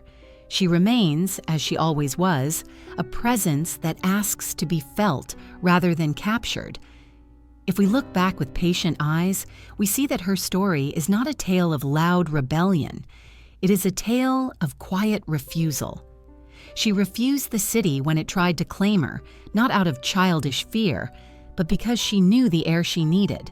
She refused the social theater expected of women, not by declaring war on it in public, but by simply not performing it. She refused to soften her art to please the taste of her time, and so she wrote one novel that still unsettles readers who approach it expecting comfort. She refused medicine at the last, whether because she distrusted its rough hands, or because she sensed some deeper readiness, or because pride was the very spine of her being. Each refusal had a cost, and each refusal was also a kind of freedom. Modern eyes can mourn the costs and still recognize the fierce clarity of the freedom. She lived as though the only authority she could not betray was the authority of her own inner law. That inner law was forged early. The child who watched rain over graves and outlived her mother and two sisters did not learn to treat life as a polite promise. She learned to treat it as something raw and brief, and therefore not to be wasted on pretense. The girl who wandered the moors in all weathers learned a companionship that did not flatter and therefore did not deceive. The young woman who kept house while her siblings reached outward learned loyalty without applause. The sister who watched Branwell burn himself down learned the brutal truth that love can wound as surely as it can hold. Out of these lessons, without any dramatic declaration, she built a mind that could face darkness without blinking and still find beauty in it. Her poems speak of an unchained soul, and that theme is not a literary ornament. It is the core of her lived philosophy. Her soul was her kingdom, and she guarded it as fiercely as any monarch guards a land. Yet guarding is not the same as closing off entirely. She did give her voice to the world, even if she did so under a veil. She allowed the book of poems to go out. She sent Wuthering Heights into print, knowing perhaps that it might be misunderstood. Why do that if she had no hope at all of being heard? There must have been in her, beneath the hard surface, some quiet trust that truth matters even when it is not welcomed. She did not need praise, but she may have needed witness. Not witness to her personal self, but witness to the reality she saw. She wrote because writing was her way of being faithful to what lived in her. And once something is written, it belongs not only to the writer, but to time. Time proved her right. Her century rejected or misread her. Later centuries found her indispensable. That is a sorrow for the living, because it is too late to give her the wreath, yet it is also a kind of justice, because it means her voice was not lost. It only had to travel farther than she lived to see. How history remembers her incorrectly is often in the way it treats her solitude. People speak as if she were merely shy, or merely socially awkward, or merely a victim of circumstance who could not leave home. But solitude, for Emily, was not a scrap of misfortune. It was a chosen element. She moved toward it as a plant moves toward light. She found in it not emptiness, but fullness. Her solitude was where her imagination breathed, where her spiritual sense widened, where her moral compass stayed steady. To call it only loneliness is to misunderstand its richness. At the same time, the world can romanticize that solitude into something too simple, turning her into a fairy of the moor, pure and untouched by ordinary human complexity. But her solitude was not innocent. It was thick with feeling, with anger, with devotion, with grief, with an understanding of cruelty that innocence cannot hold.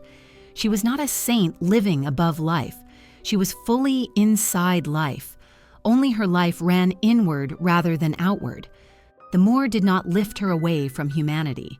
It gave her a harsher, truer angle from which to see it. History also sometimes remembers her as a single book, as if she were only the author of one dark romance. But her poems show another Emily, a mind that could be stern and delicate, fierce and serene, a spirit that could gaze into the void and still speak of freedom without despair. The poems are not merely an appendix to the novel, they are its deep foundation. They show that Wuthering Heights was not a youthful accident of excess, but a deliberate expression of a lifelong inward landscape. To remember her only by the noise of the novel's passions is to miss the stillness from which that noise rose. And perhaps the final incorrect memory is the most human one, the wish to explain her. We want to know why she refused medicine. We want to know whether she loved someone secretly. We want to know whether Heathcliff was based on a real person, whether Catherine was a shadow of herself, whether the moor was her god, whether her pride was a shield or a doom. These questions are natural, because when we love a writer, we want to hold her whole. But Emily resists being held whole by explanation. She left too few crumbs for that path.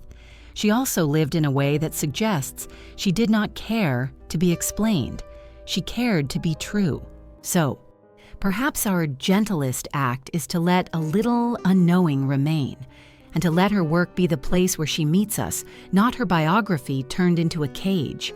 In the end, what remains of Emily Brontë is not only a legend, not only a grave, not only a museum room, but a voice still moving in the night of readers' minds. When someone feels fiercely for the first time, when someone meets grief that changes the weather of their life, when someone senses that love can be both refuge and ruin, Emily is there, not as a teacher, but as a companion who has already walked the moor of those feelings. She is there in the way her sentences refuse to lie about human nature. She is there in the way her poems lean toward freedom, even in the face of death. She is there in the wide, dark honesty that only a few spirits bring into the world, spirits who do not stay long, yet whose footprints do not fade. So let us return one last time to Haworth at night, to the hill, the parsonage, the graves, the moor beyond. The village lamps are small, almost lost in the vastness.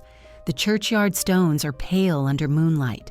The parsonage windows are dark now, the rooms long emptied of the family that once burned there, like a brief, bright fire.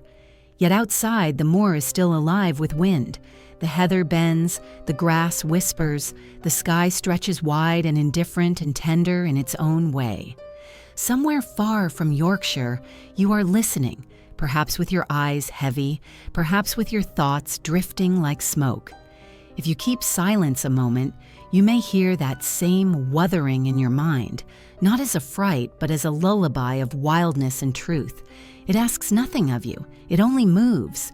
And in that movement, Emily Brontë continues, not in the world that misunderstood her, but in the quiet inner places that recognize her at once, where sleep gathers softly, and the wind over heather becomes a gentle, unending song.